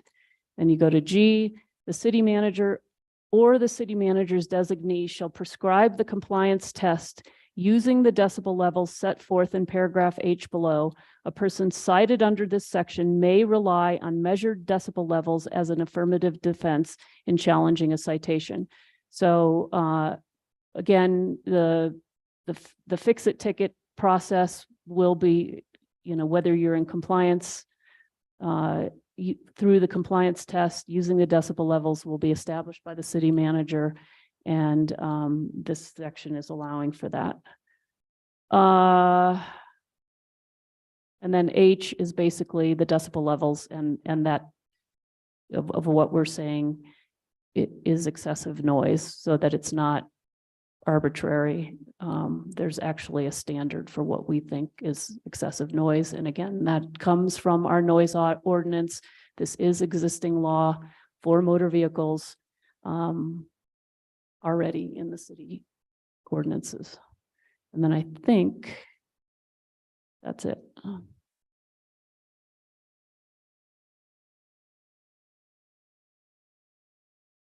Councilor Rivera. Thank you, Madam Chair. Just on the amendment, do we know what year or years and what type of vehicles this factory installed option is available in? No, it's for a variety of years. I do believe it's a more recent. Yeah. invention. So it's not going to be something pre-1968. I think that this is something that has come across maybe in the last decade or so. So the officers would have to ask if they use the button or not? So the officers would be able, that's a great question about how they would, I think that it would be, you know, the officers should be able to cite based on kind of what was the language that we used before? Experience and training. To understand whether or not this button has been utilized. These people would have the opportunity to fight that in court, and whether or not that would be enough evidence, and us, you know, taking the measure and the officer coming in and stating that this is something that they have reason to believe. I imagine that there might be some additional training that the officers would have to, you know, hear these different cards. I can tell you that according to an article I was looking at, as of 2019, active valve performance exhaust is an option for all Mustangs, including the Echo Boost. So Echo Boost or the Eco Boost? Eco Boost. Okay, sorry. It's an Eco. I guess Echo would have an H. Yeah. Eco Boost. See, Champlin, how would your officers, honestly, how would they know if a button was pushed or not, or utilized or not? Well, no, it's a good question, Chair and Councilor Rivera. I think it kind of goes down to not a lot of the amendments here change existing law other than adding in, I think, some exceptions that are necessary that we learned through the different committees. And in this particular case, I think it goes back to the training experience. There's a distinct noise. I've myself heard the Mustang version of this. I don't know what year the particular vehicle was, and it just by happenstance that I had a discussion about it, but it's a clear noise difference. So whether that meets the decibel level or not, I'm not sure. They have a decibel reader, obviously, but I think that goes to the officer's articulation through training experience on any muffler, regardless of, they're not going to stop the vehicle based on year, make, model, etc. They're going to be stopping it based on the uniqueness of the loud, excessive loud noise coming from it. And it will be based on that, the facts, evidence that they bring forth to the court, that the defendant would have, or the violator would have the option to say, okay, look, I have this button in my car, and this is this model year that has this particular thing, and for Kyle as a prosecutor to be trained up and schooled through this process, that does exist. And, you know, if they used it during this particular incident, it'll be based on the officer's articulation of the real facts at the time that it took place. There's really no other unfortunate way to grab that decibel sound right at that moment and determine, hey, you pressed your button or you didn't. So I think it's going to be based on a bunch of articulable facts from the officer and the whatever testimony the witness or the violator themselves gives in court, and then how Kyle is able to portray that to the judge. All right, and you said we don't have a way to measure decibels currently, correct? Correct.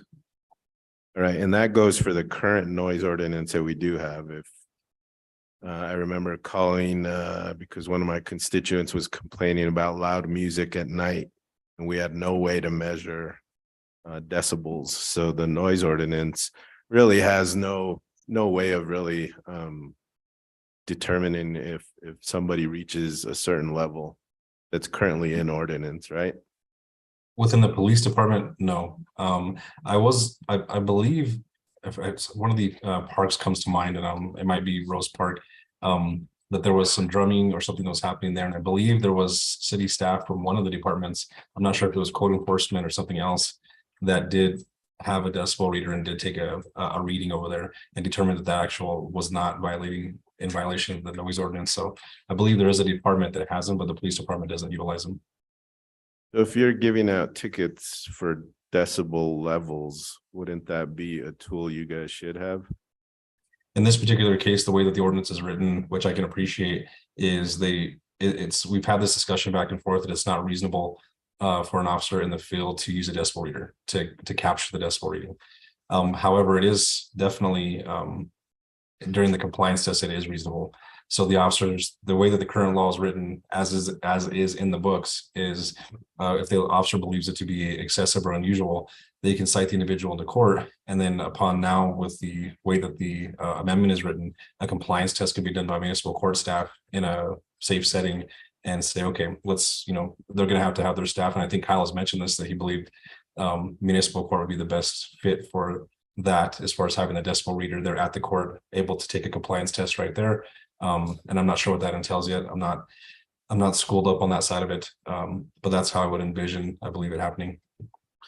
I appreciate the amendment. I just have an issue, I think, with the ticket being issued without a decibel reading, and then the individual have to do a compliance test that requires a decibel meter or a way to read decibels. That quite doesn't seem fair to me. Counselors, on item or letter H, line 10, can you explain to me that if I'm doing a compliance test, what does it mean that the nearest lane being monitored? So just real quick, to your earlier point, I think the idea would be that we would be purchasing something that could read a decibel reader. And I think our decibel readers are currently in land use, but obviously who the city manager, as part of creating a compliance test, that may require that we actually purchase more of these machines able to do decibel readings. As to your question on line 10, I can't tell you. All I can tell you is this is current law, and it was taken verbatim from the noise ordinance. And I assume that when they did this, they had a reason for this language, and I don't know what it was because I didn't put it. So if I were given a ticket and wanted to do a compliance test, I don't even know what that means. Well, and I guess, I mean, what I would extract from it is from the near side of the nearest lane being monitored. So I think it's probably kind of like a speed gun, right? If I'm pointing a radar detector at a car, I don't want it to be, 2 cars over that, and possible interference from one of those cars. I think what maybe this language is intimating is that you have to be in proximity to the car to know that you're getting the best decibel level reading that you could without interference is, I guess, the way I would read it. Yeah, so I read it as being one of those standalone decibel readers, similar to the STOP program that can send out tickets based on decibel readings. But I have no idea of noise. Well, it does say the compliance test established under paragraph G above. So we're envisioning that there be a decibel reader and that the decibel reader will measure the noise. So it'll be a handheld.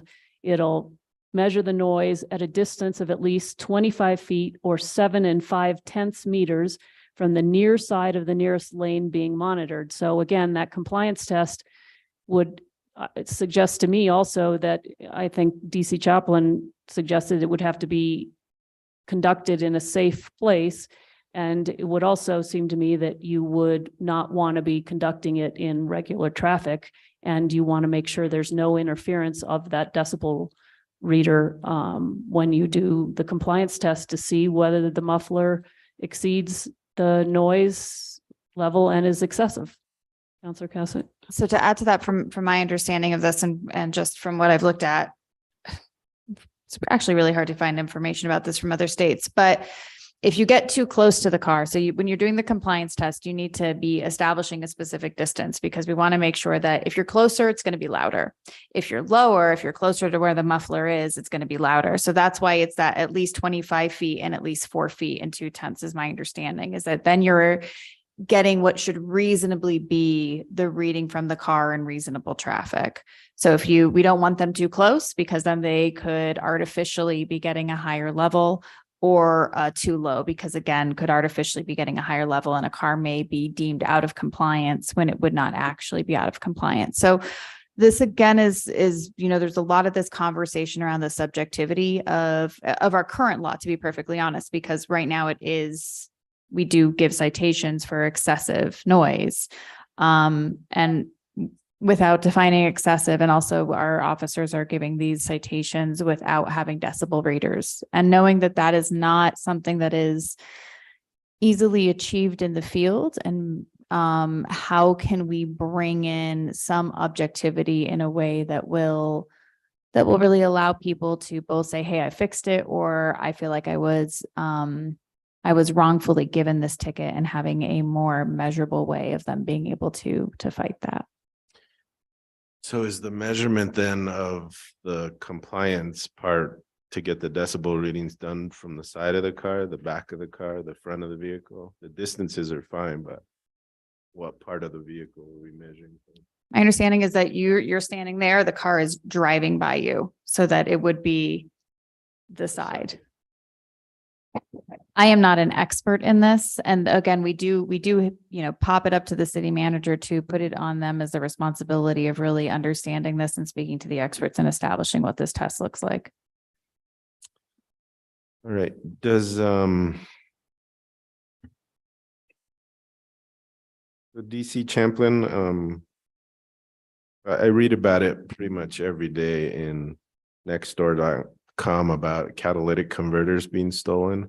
Seems to continue to be a real huge problem. Clearly those vehicles are going to make a lot more noise than a standard vehicle. How would those situations be handled? I think that's a better question for either Kyle or the sponsors of the bill, Counselor. And I say that because they would have to determine that in court. There's a chance that a catalytic converter is stolen. Absolutely. I would believe that the judge would be amenable to having a case number provided or some kind of documentation provided to show that this actually did occur and they're not just making it up. But that would be up to the municipal court, honestly, to decide whether that was there or not, because there are people, believe it or not, that will just do what we would call straight piping it, and they cut off the catalytic converter and it's just a straight pipe, just for the mere purposes of having a straight pipe allowed vehicle. So I think it'd be something determined on the backside, not by the officer in the field. Councilor Cassidy. Can I respond to when we did have this conversation, and one thing that should be considered is encouraging people that if somebody has stolen their catalytic converter, that they need to file a police report, and then that should be on record that they can be using that this is something that has occurred, and it is expensive to get it fixed. So some people may have had this theft happen and be working on saving the money to get this repaired. But I do think that that's part of this communication that, whenever I speak with Chief Joy about pretty much anything, it's kind of, we need the data. If they don't report it, we don't know that it's actually happened. But that was contemplated, that if there was a situation where they have not modified and it's really been part of a theft, I don't know if we would need to add that in. But I mean, yeah, that was kind of my understanding. I think Kyle, you and I had this conversation, so you can, right? Was it with you? Was it? I don't remember who I had this conversation with, but go ahead. How this might be handled within the courts. Chair Omar Worth, Councilor Cassidy, Councilor Rivera. The way it's written, I don't think there's any, it doesn't take it into consideration the way the ordinance is written, either currently or as with the proposed. Now, what I would hope that the judge would do is, take that in consideration in issuing a decision, and what I would hope that the officer would do, and what I would try to do, is take that in consideration as well, deciding on what's the appropriate outcome in the particular case. But as far as it being black letter law in the ordinance, I don't think it is. It doesn't. There's nothing that says, but if catalytic converter stolen, then that's a defense or anything like that. DC Champlin, how many officers are you short? Chair, Councilor Rivera, as of today, I believe 19. We hired actually 7 today. All right, so you guys continue to work on a priority-based model. If clearly a catalytic converter is stolen and a person needs a police report, that's going to be a very low-level priority compared to other things happening. Is that correct? It would be solely dependent upon what's happening in real time, Counselor. If there were priority calls for life or something actually in progress, that being property theft, those would be a higher priority, yes. If there was standard calls for after the fact type cases, then it would come up into a queue and it would be answered accordingly. If you guys had a busy day, maybe you're short staffed and somebody calls because a catalytic converter gets stolen, a police report may not be done that same day or for 8 hours later. There's a chance it could be a few hours later. It would be highly unlikely or highly unnormal, I guess, not infrequent, for it to be done the next day. There are times that happens, but generally speaking, that's because there's some major cases, seriously major cases happening, and the reporting party is usually called back by a commander to let them know that it's going to have to wait till the following morning, but that doesn't happen very often. All right, and do we know what the decibel levels are on Jake brakes or motorcycles? Chair, Councilor Bird, not off the top of my head, I do not. Okay, I imagine a Harley Davidson, how would those get measured? Based on the amendment and the compliance rule? Counselor Cassett, I think we're talking about motor vehicles here. I don't know if they're defined as motor vehicles, are they? Yeah, okay. Motorcycles? Yeah, okay. Counselor Cassett, you have an answer? I do. Based on what I've been looking into from laws in other states, specifically California and California's Fix-It ticket, is that their decibel levels, which ours are, I believe, even a little bit higher than what California established, should not capture factory installed mufflers, with the exception of those ones that makes it exceptionally louder. And they did say that it included a lot of the motorcycles. And that's the best I can tell you based on the research that I was saying, is that when they were looking at the decibel levels that they were establishing, the goal was really to be looking at these modifications and to be looking at these additional boosters that people could purchase, but really not looking at what the factory standards are for the vast majority of vehicles.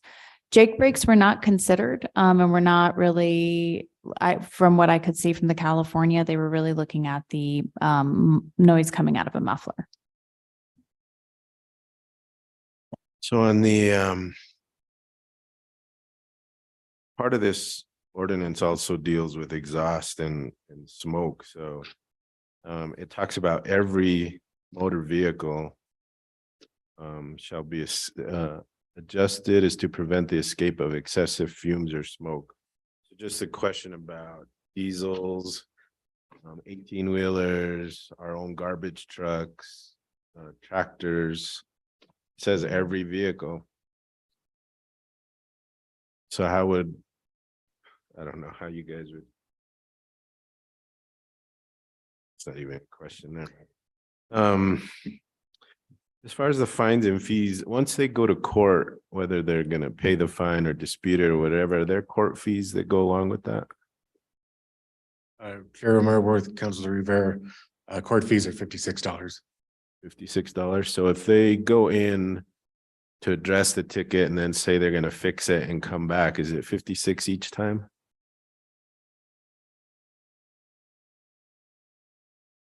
Chair Worth, Councilor Rivera, are you asking each time they get a ticket?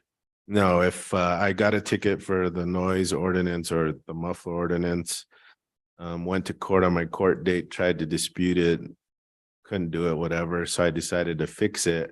And I came back to court to prove that I had fixed it. Would there be court fees for both of those? Chair Worth, Councilor Rivera, no, the court fees are just for a case, per case. So if, for example, if you end up going to court for a pretrial 6 times and ultimately get found guilty, then it's just going to be the 156, the one-time $56 charge. And they also aren't imposed if, like, for example, if the case is dismissed or the judge finds the defendant not guilty, court fees wouldn't be imposed then either. So I think I said this at Public Works. I'm opposed to this ordinance. Fines and fees I don't believe work. I think that's why there's been legislation proposed here at this governing body that does away with some fines and fees.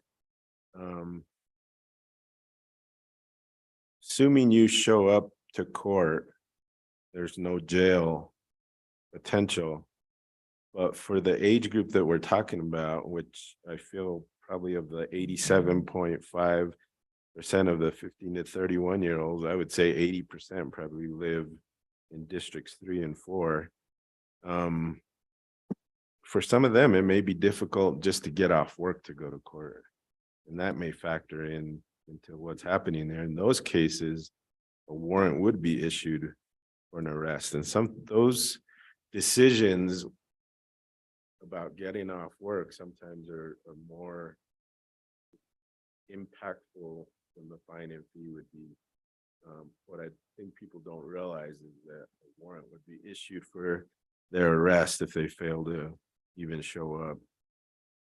I have a problem with that this targets a specific age group and really young people. And as I said before, what I think is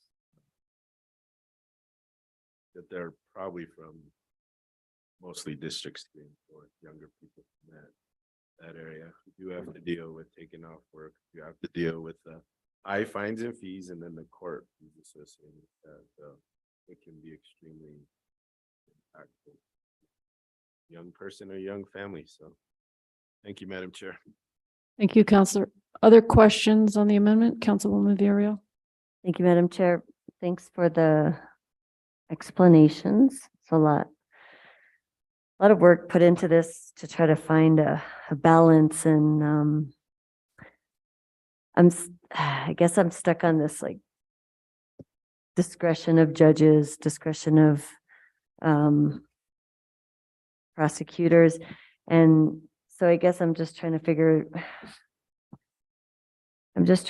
understand the consistency of it all, of the different pieces that we added in, and then the original language that we have that doesn't seem very consistent anyway. So let me go back to the 1968 date. Why was that date selected? Why was that the baseline? It's current law. But why is it 1968? No idea. Wasn't on the council when it was passed. Also state law. So did we find out why? I mean, I guess I'm just trying to understand why 1968. Because there's other models of cars now that are considered classics that are like 70s. Well, actually, any car apparently 20 years old so right now 2002s are considered classics. So if you're going, but there's a definition of a classic car being a car that's 20 years or older. Where did that come from? Yeah, Councilor Lee Garcia said that, but I think we should look into that a little bit more, because I think that's in a very, he's looking at it in a very specific way that may be more narrow than I would support. Okay, and so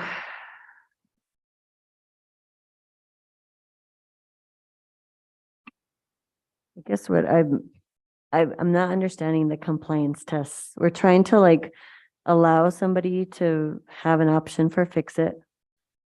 And then we put them, they have to do this compliance test, and They don't have to. They don't have to do a compliance test, but if they want to Fix the not get ticket. convicted, they have to do it. So if you're, based on the officer's training and experience, given a citation, and you think either I don't want to pay this, or, oh, my bad, I want to get out of this, I'll fix my muffler, then you would fix your muffler and you would take your citation and you would go through whatever the process is to do the compliance test to demonstrate that your muffler has been fixed and you are now in compliance, and therefore you shouldn't have to pay the fee. And it's also solving the problem, right? I mean, we want people to fix their mufflers. We do not want these mufflers being used or existing in the community. So that's one way it could be used. It could also be that you're driving an older model car and there's actually nothing wrong with your model. Yeah, it's a little loud and maybe you get wrongly ticketed or you think you got wrongly ticketed. You can go to court and say, I think I was wrongly ticketed, and there's a way to demonstrate that you were wrongly ticketed because we have now defined what excessive noise is. We have put the decibel levels that are in our current law, in our noise ordinance, over here in the traffic law, so they can be utilized. They could be utilized right now, but the fact of the matter is they're not being utilized by the police department, even though they could issue a ticket under the noise ordinance. They don't. So what we're trying to do is make it easier. We'll take the same law we have in the noise ordinance and we'll just shift it over to the uniform traffic ordinance. And if you think you've wrongly been ticketed, you'll do it, and you don't want to pay the 250 or whatever it is, because it's a second offense or it's a first offense or whatever the amount of the fine is, you'll go through the compliance test and prove that you were wrongly ticketed. So I guess I feel like we're adding this whole layer of bureaucracy that's already hard with the court system when you're trying to solve a ticket. And there's this compliance test that we haven't defined yet. We're having the city manager define it, correct? Well, we've defined what excessive noise is, and we have said that the city manager needs to take that standard and then develop a process by which you can prove that either you fixed your muffler or you were wrongly ticketed. What we're trying to do is address the concerns that have been brought up through all these hearings, right? Is that it's subjective.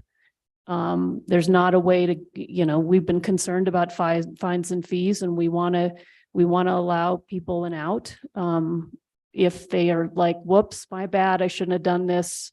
I'm going to correct it and actually fix the problem because they fixed their muffler. I'm just stuck on this. I just don't understand the compliance test piece. Like we have the rules, we have the standards you said, not standards, but the measurement of noise. And then we have these distance, kind of arbitrary, I guess, distances. I'm so curious how they came up with these numbers. But I'm just trying to like map it out of like how this even gets to the point where someone can actually decide that they want to make a change. And so what I'm also struggling with is the 60-day citation. We were talking about these citations that are pending, or what is the other word, deferred. And I don't know what caused that. So how does someone fix it in that time frame when there's discretion for the judge and the prosecutors? Yes, Mr. Hibner. Chair Romero Worth, Councilor Villarreal. So I think the intent on this compliance test is to actually remove some of the discretion from the judge and from the prosecutor. Mm-hmm. In other words, this person could come in and say, look, I've passed this compliance test. You now can't prosecute me for one, and judge, you can't find me guilty. I don't think that that's present now, even if they fixed it. Now it's something that I wouldn't do, right? I'm not going to prosecute someone if they fixed it.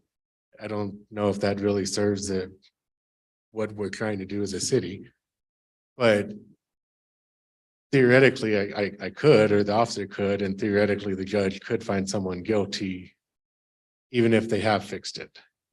And I think that's the intent behind this. And I, hate to speak for, other people.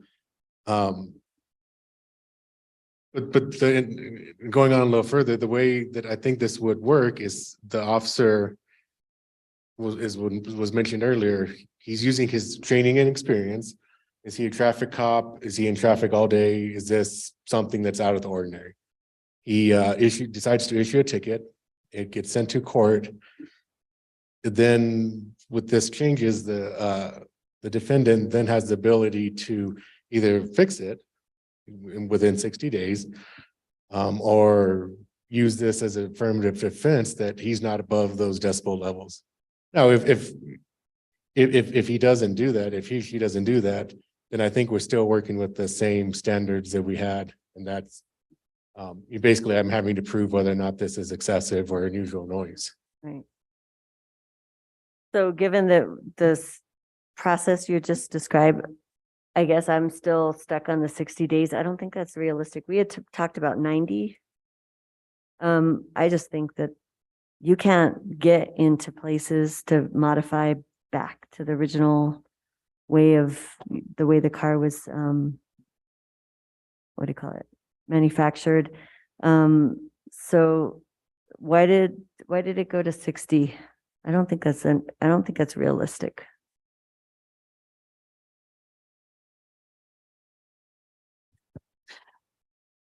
That was the original amendment. We had discussions over 60 versus 90. I cannot remember why. We went I'm to just curious if 60. that's even feasible, given like trying to get in to a shop, meeting the court dates when you're working and doing the things you need to do with like regular life stuff. We want people to fix it. We should give them enough time so that they don't get another ticket while we're waiting for them to get it fixed. I don't think it's as quick as we think it is what I'm saying.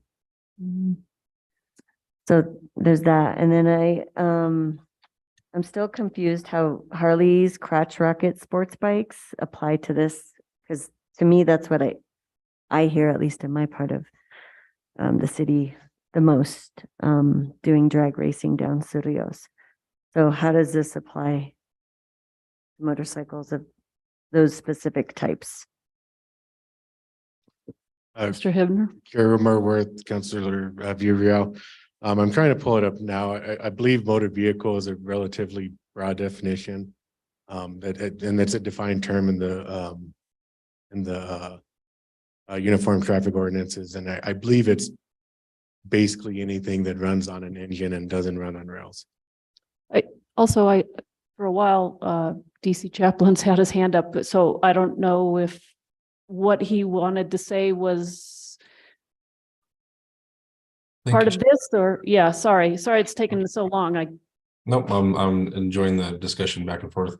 To Councilor Villarreal's question regarding the 1968, I was just going through my notes because I knew I had written something down, and I believe it's not just a state issue. That was when the federal government started to regulate emissions control from mufflers. Was 1968. That was the big year for that.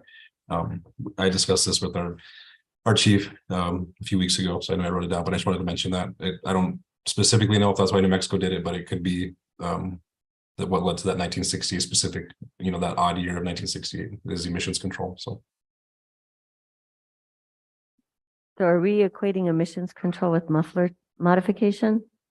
I mean, I know they could be connected, but they're not necessarily synonymous, right? Yeah.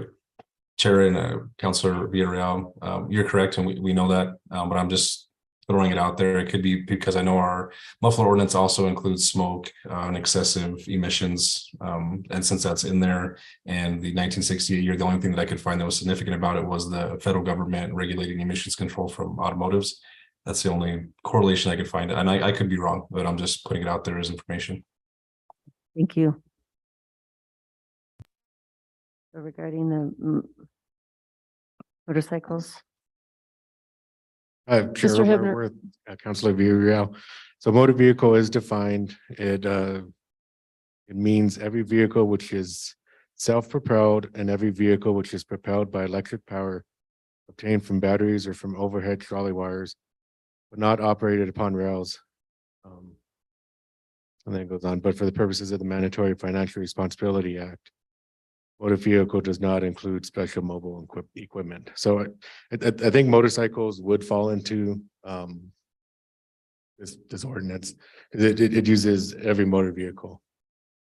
So Harleys and crotch rocket sports bikes, which are manufactured to be the way they are, which, I don't love it either. I'm just curious, those folks are gonna get ticketed? So again, based on the research that I did, looking at California and looking at the decibel levels that they set, of which ours are higher, it should not be capturing the base factory for what those look like. This is from the research that I've done, that is my understanding of what those levels have been set at and what those laws are looking to not capture. Things like motorcycles that are going to be loud, but not as loud as these modified mufflers. And that's, that has been a consideration in some of the other states that have incorporated decibels. Woman Villarreal on that point real quick. What are we talking about measuring motorcycles?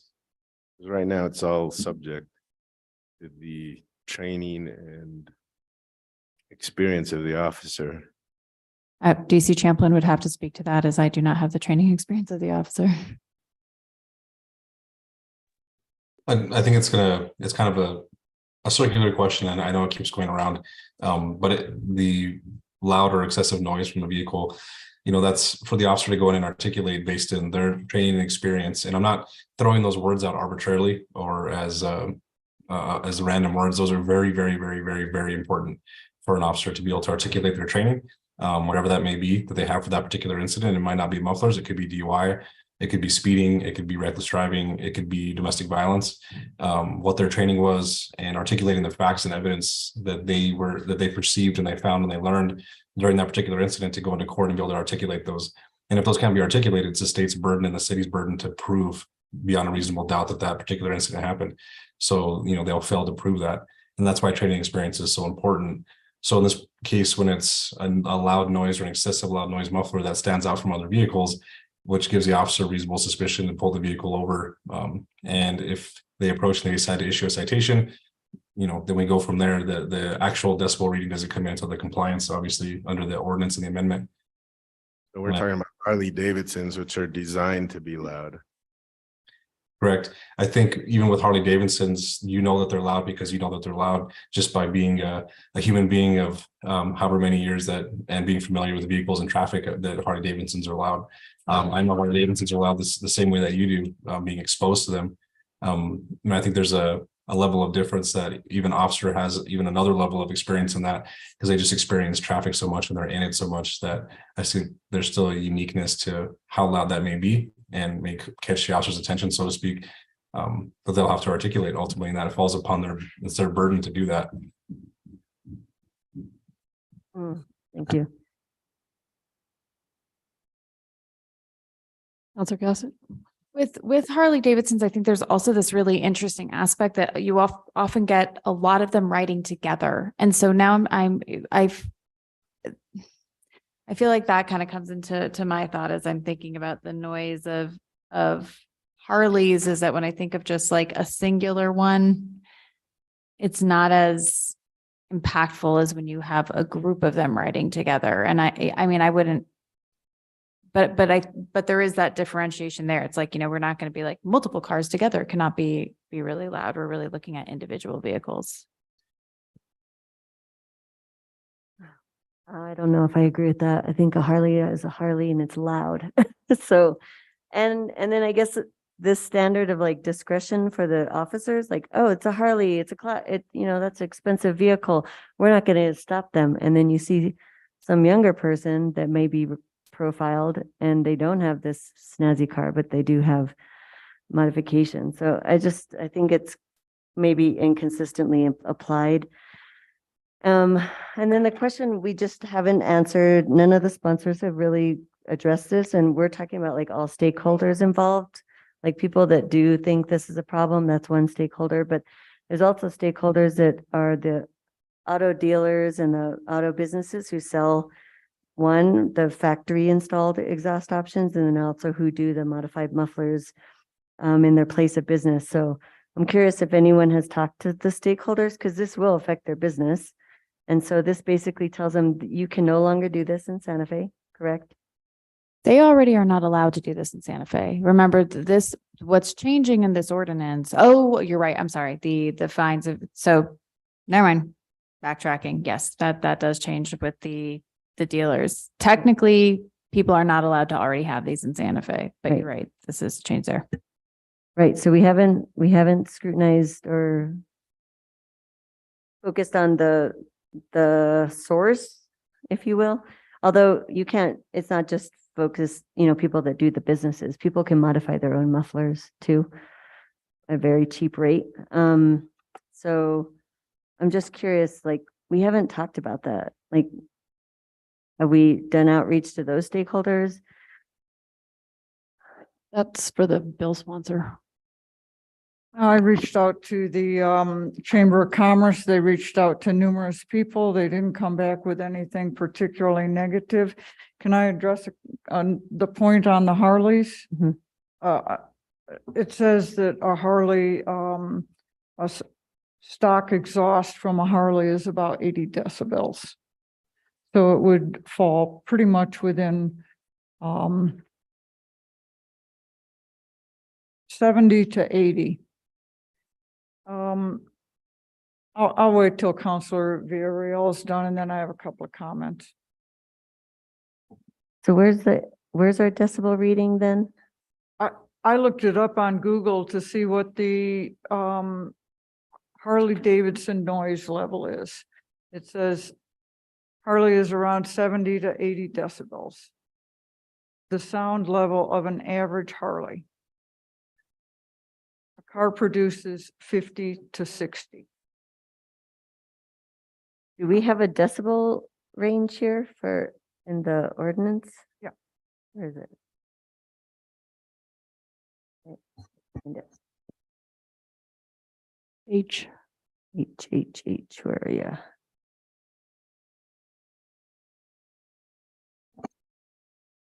Oh, wait, that's the distance. Okay, so then is it the 90? Yeah, we're calling out 90 and 94, so well above. And then what's any other think motor that's vehicle for- or for combination of larger. vehicles towed? So it'll be under 45 miles per hour. It'd be 77. Hmm. Over And- 45 miles an hour, it's 81. Any other motor vehicle or any combination of vehicles towed? so the first one has a weight and the second one doesn't.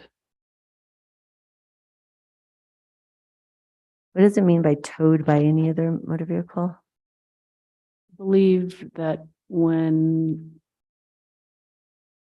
I don't know. So if you have multiple vehicles that one is being towed, if the total weight of the two vehicles is over 10,000 pounds, that's what we're looking at for that vehicle chain. So say you have a car and you're towing an RV, that would be, and the range is over 10,000 pounds.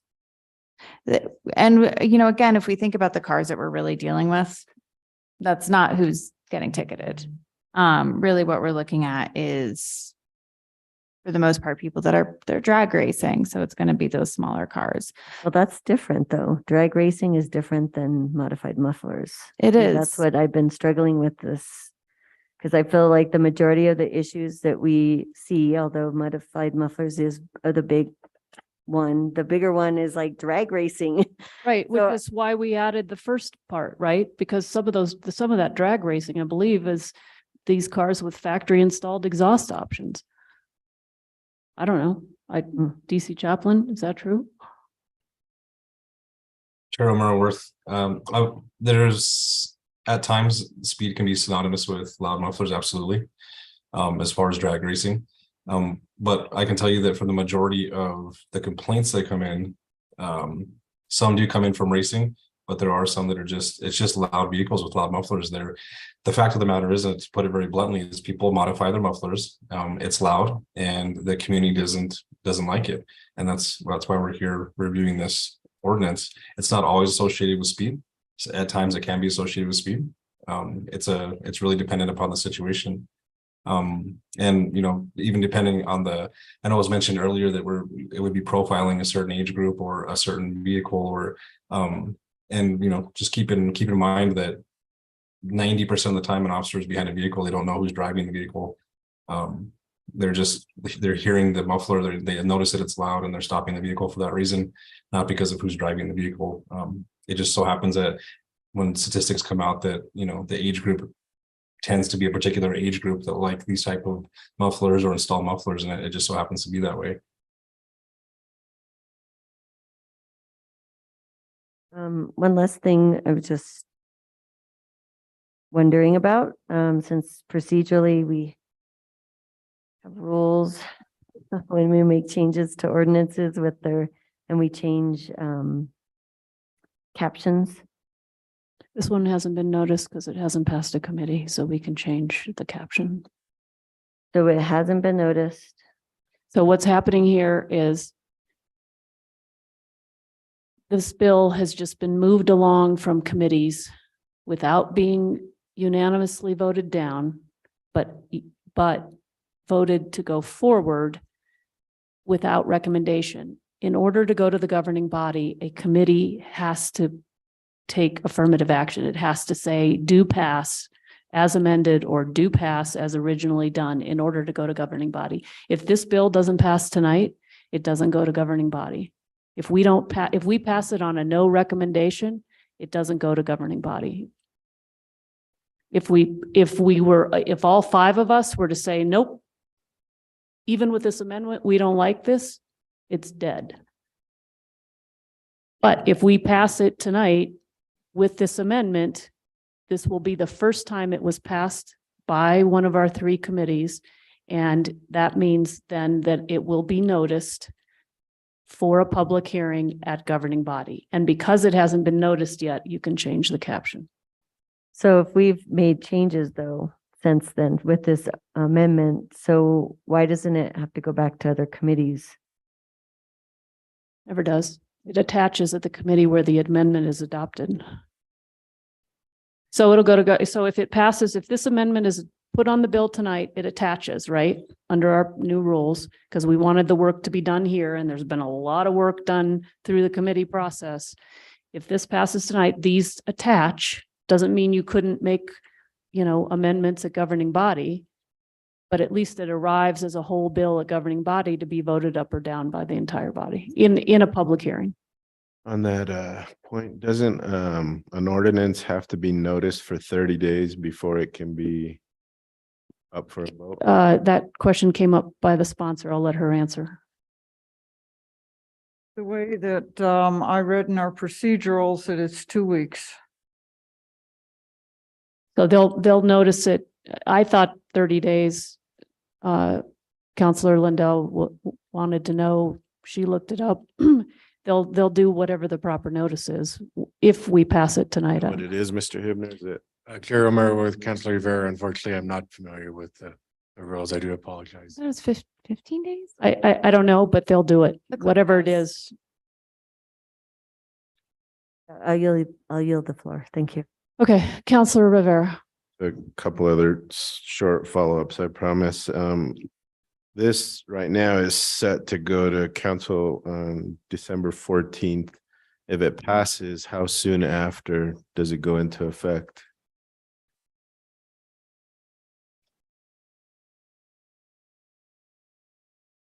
Chair O'Meara with Councilor Rivera.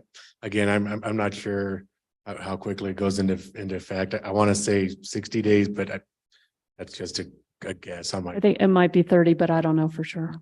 And just a quick follow-up on that too. I believe Jesse Guillen said that at this point, it would probably be on the first governing body meeting in January. It's listed as first meeting in December or next meeting in December. I think it depends on how much notice it needs. How much time would the city manager then need to do the compliance test? I would think to be in position for when the law takes effect. I hope so. Yeah. And then did you envision a cost for the compliance test? Not at this point. And then just a real quick story. My mother, I told you, had Right. a catalytic converter stolen from her pickup truck and went to get it fixed. It took 30 days to get it in. And then once they got it in, they said, there's a chance we might not be able to attach it. And if we can't do that, we're gonna have to do a straight pipe. So there are instances where you can't put the catalytic converter back because of the way they removed it, the way they cut it to get it out. Mm. So, it's not always so clear cut, I don't think. So, Mhm. thank you, Madam Chair. Okay. So I think the first thing we have to do is make a motion on the bill. I'll move to approve. Is there a second?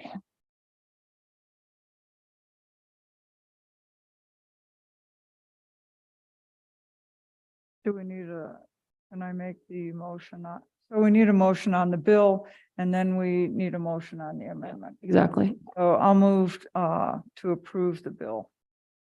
Is there a second?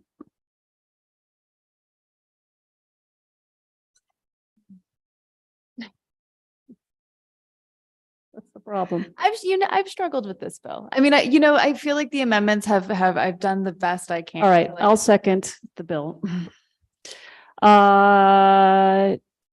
Do you want to move the amendment or shall I? I'll move the amendment. I'll second the amendment.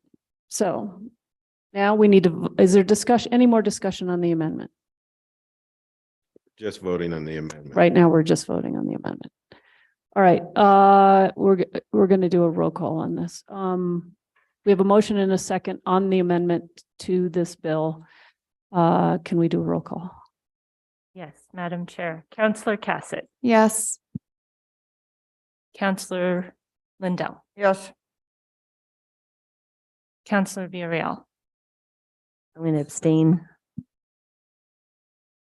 Counselor Rivera, I'm gonna vote yes, because I guess if this does pass, I would like it to go through with the amendment. and Chair Romero Worth. Yes. All right, so we have an amended bill. Is there further discussion on the bill as amended? If not, can we get a roll call on the bill as amended? Yes, Madam Chair. Counselor Cassett, Yes, let's move this to governing body. Yes. Counselor Lindell, Yes. Counselor Villarreal, No, and I'd like to explain my vote. Counselor Rivera, No, Chair Romero Worth. Yes. And so 3-2, this bill as amended does move forward to the governing body. Councilwoman Villarreal, to explain your vote. Thank you, Madam Chair. I think that it needs more work and maybe we could do that before I don't know the time frame. I thought it was 14 days, business days. So I don't know what the next, which governing body meeting it is. I think we need to look at the time frame for the amendment. I don't think 60 days is enough. I need more clarity on how this compliance test works. I don't want us to have these bureaucratic steps for people to make a change. Yes, we want them to commit to a change. But I don't see this clearly yet. So I'd like to either work with the amendment sponsors and try to figure this out. Because when I keep reading this, it just sounds like even the current language we have is very unclear and kind of subjective. So I don't know how to ameliorate that. It just weighs on me. And I feel like we don't want to have more ordinances that are not enforceable. So that's why I voted no. And the abstention for the amendment was really just to get clarity on some of those things that I'm still concerned about. So thank you.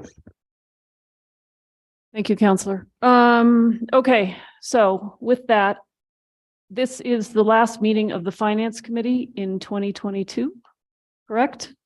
Director Oster? Yes, Madam Chair. So our next meeting is Tuesday, January 3rd. We do not have an executive session. Matters from staff? No matters from staff. Matters from the committee? Yes, Councilor Rivera. Sorry, Madam Chair. I think I've asked for several months about the I know, I have two. financial situation with the radio system, and last I heard it was with the city manager, and he told me he was gonna get it out, and I'm still waiting, but the longer it takes, the more in appearance, it looks like something's amiss. I hope that's not the case, but I hope we get something soon. Thank you, Counselor. Any other matters from the committee? And just for the committee's knowledge, we do have only 2 governing body meetings left this year. The first one is on Wednesday night, and then there's only 1 governing body meeting in December. So the muffler bill is, if it can be noticed with only whatever, 2 weeks, 2.5 weeks, it should be on the agenda for December, which is December 14th. But I think we'll be getting more clarity on that, perhaps even tomorrow. So with that, our next meeting, Tuesday, January 3rd, we are adjourned. Thanks, everyone.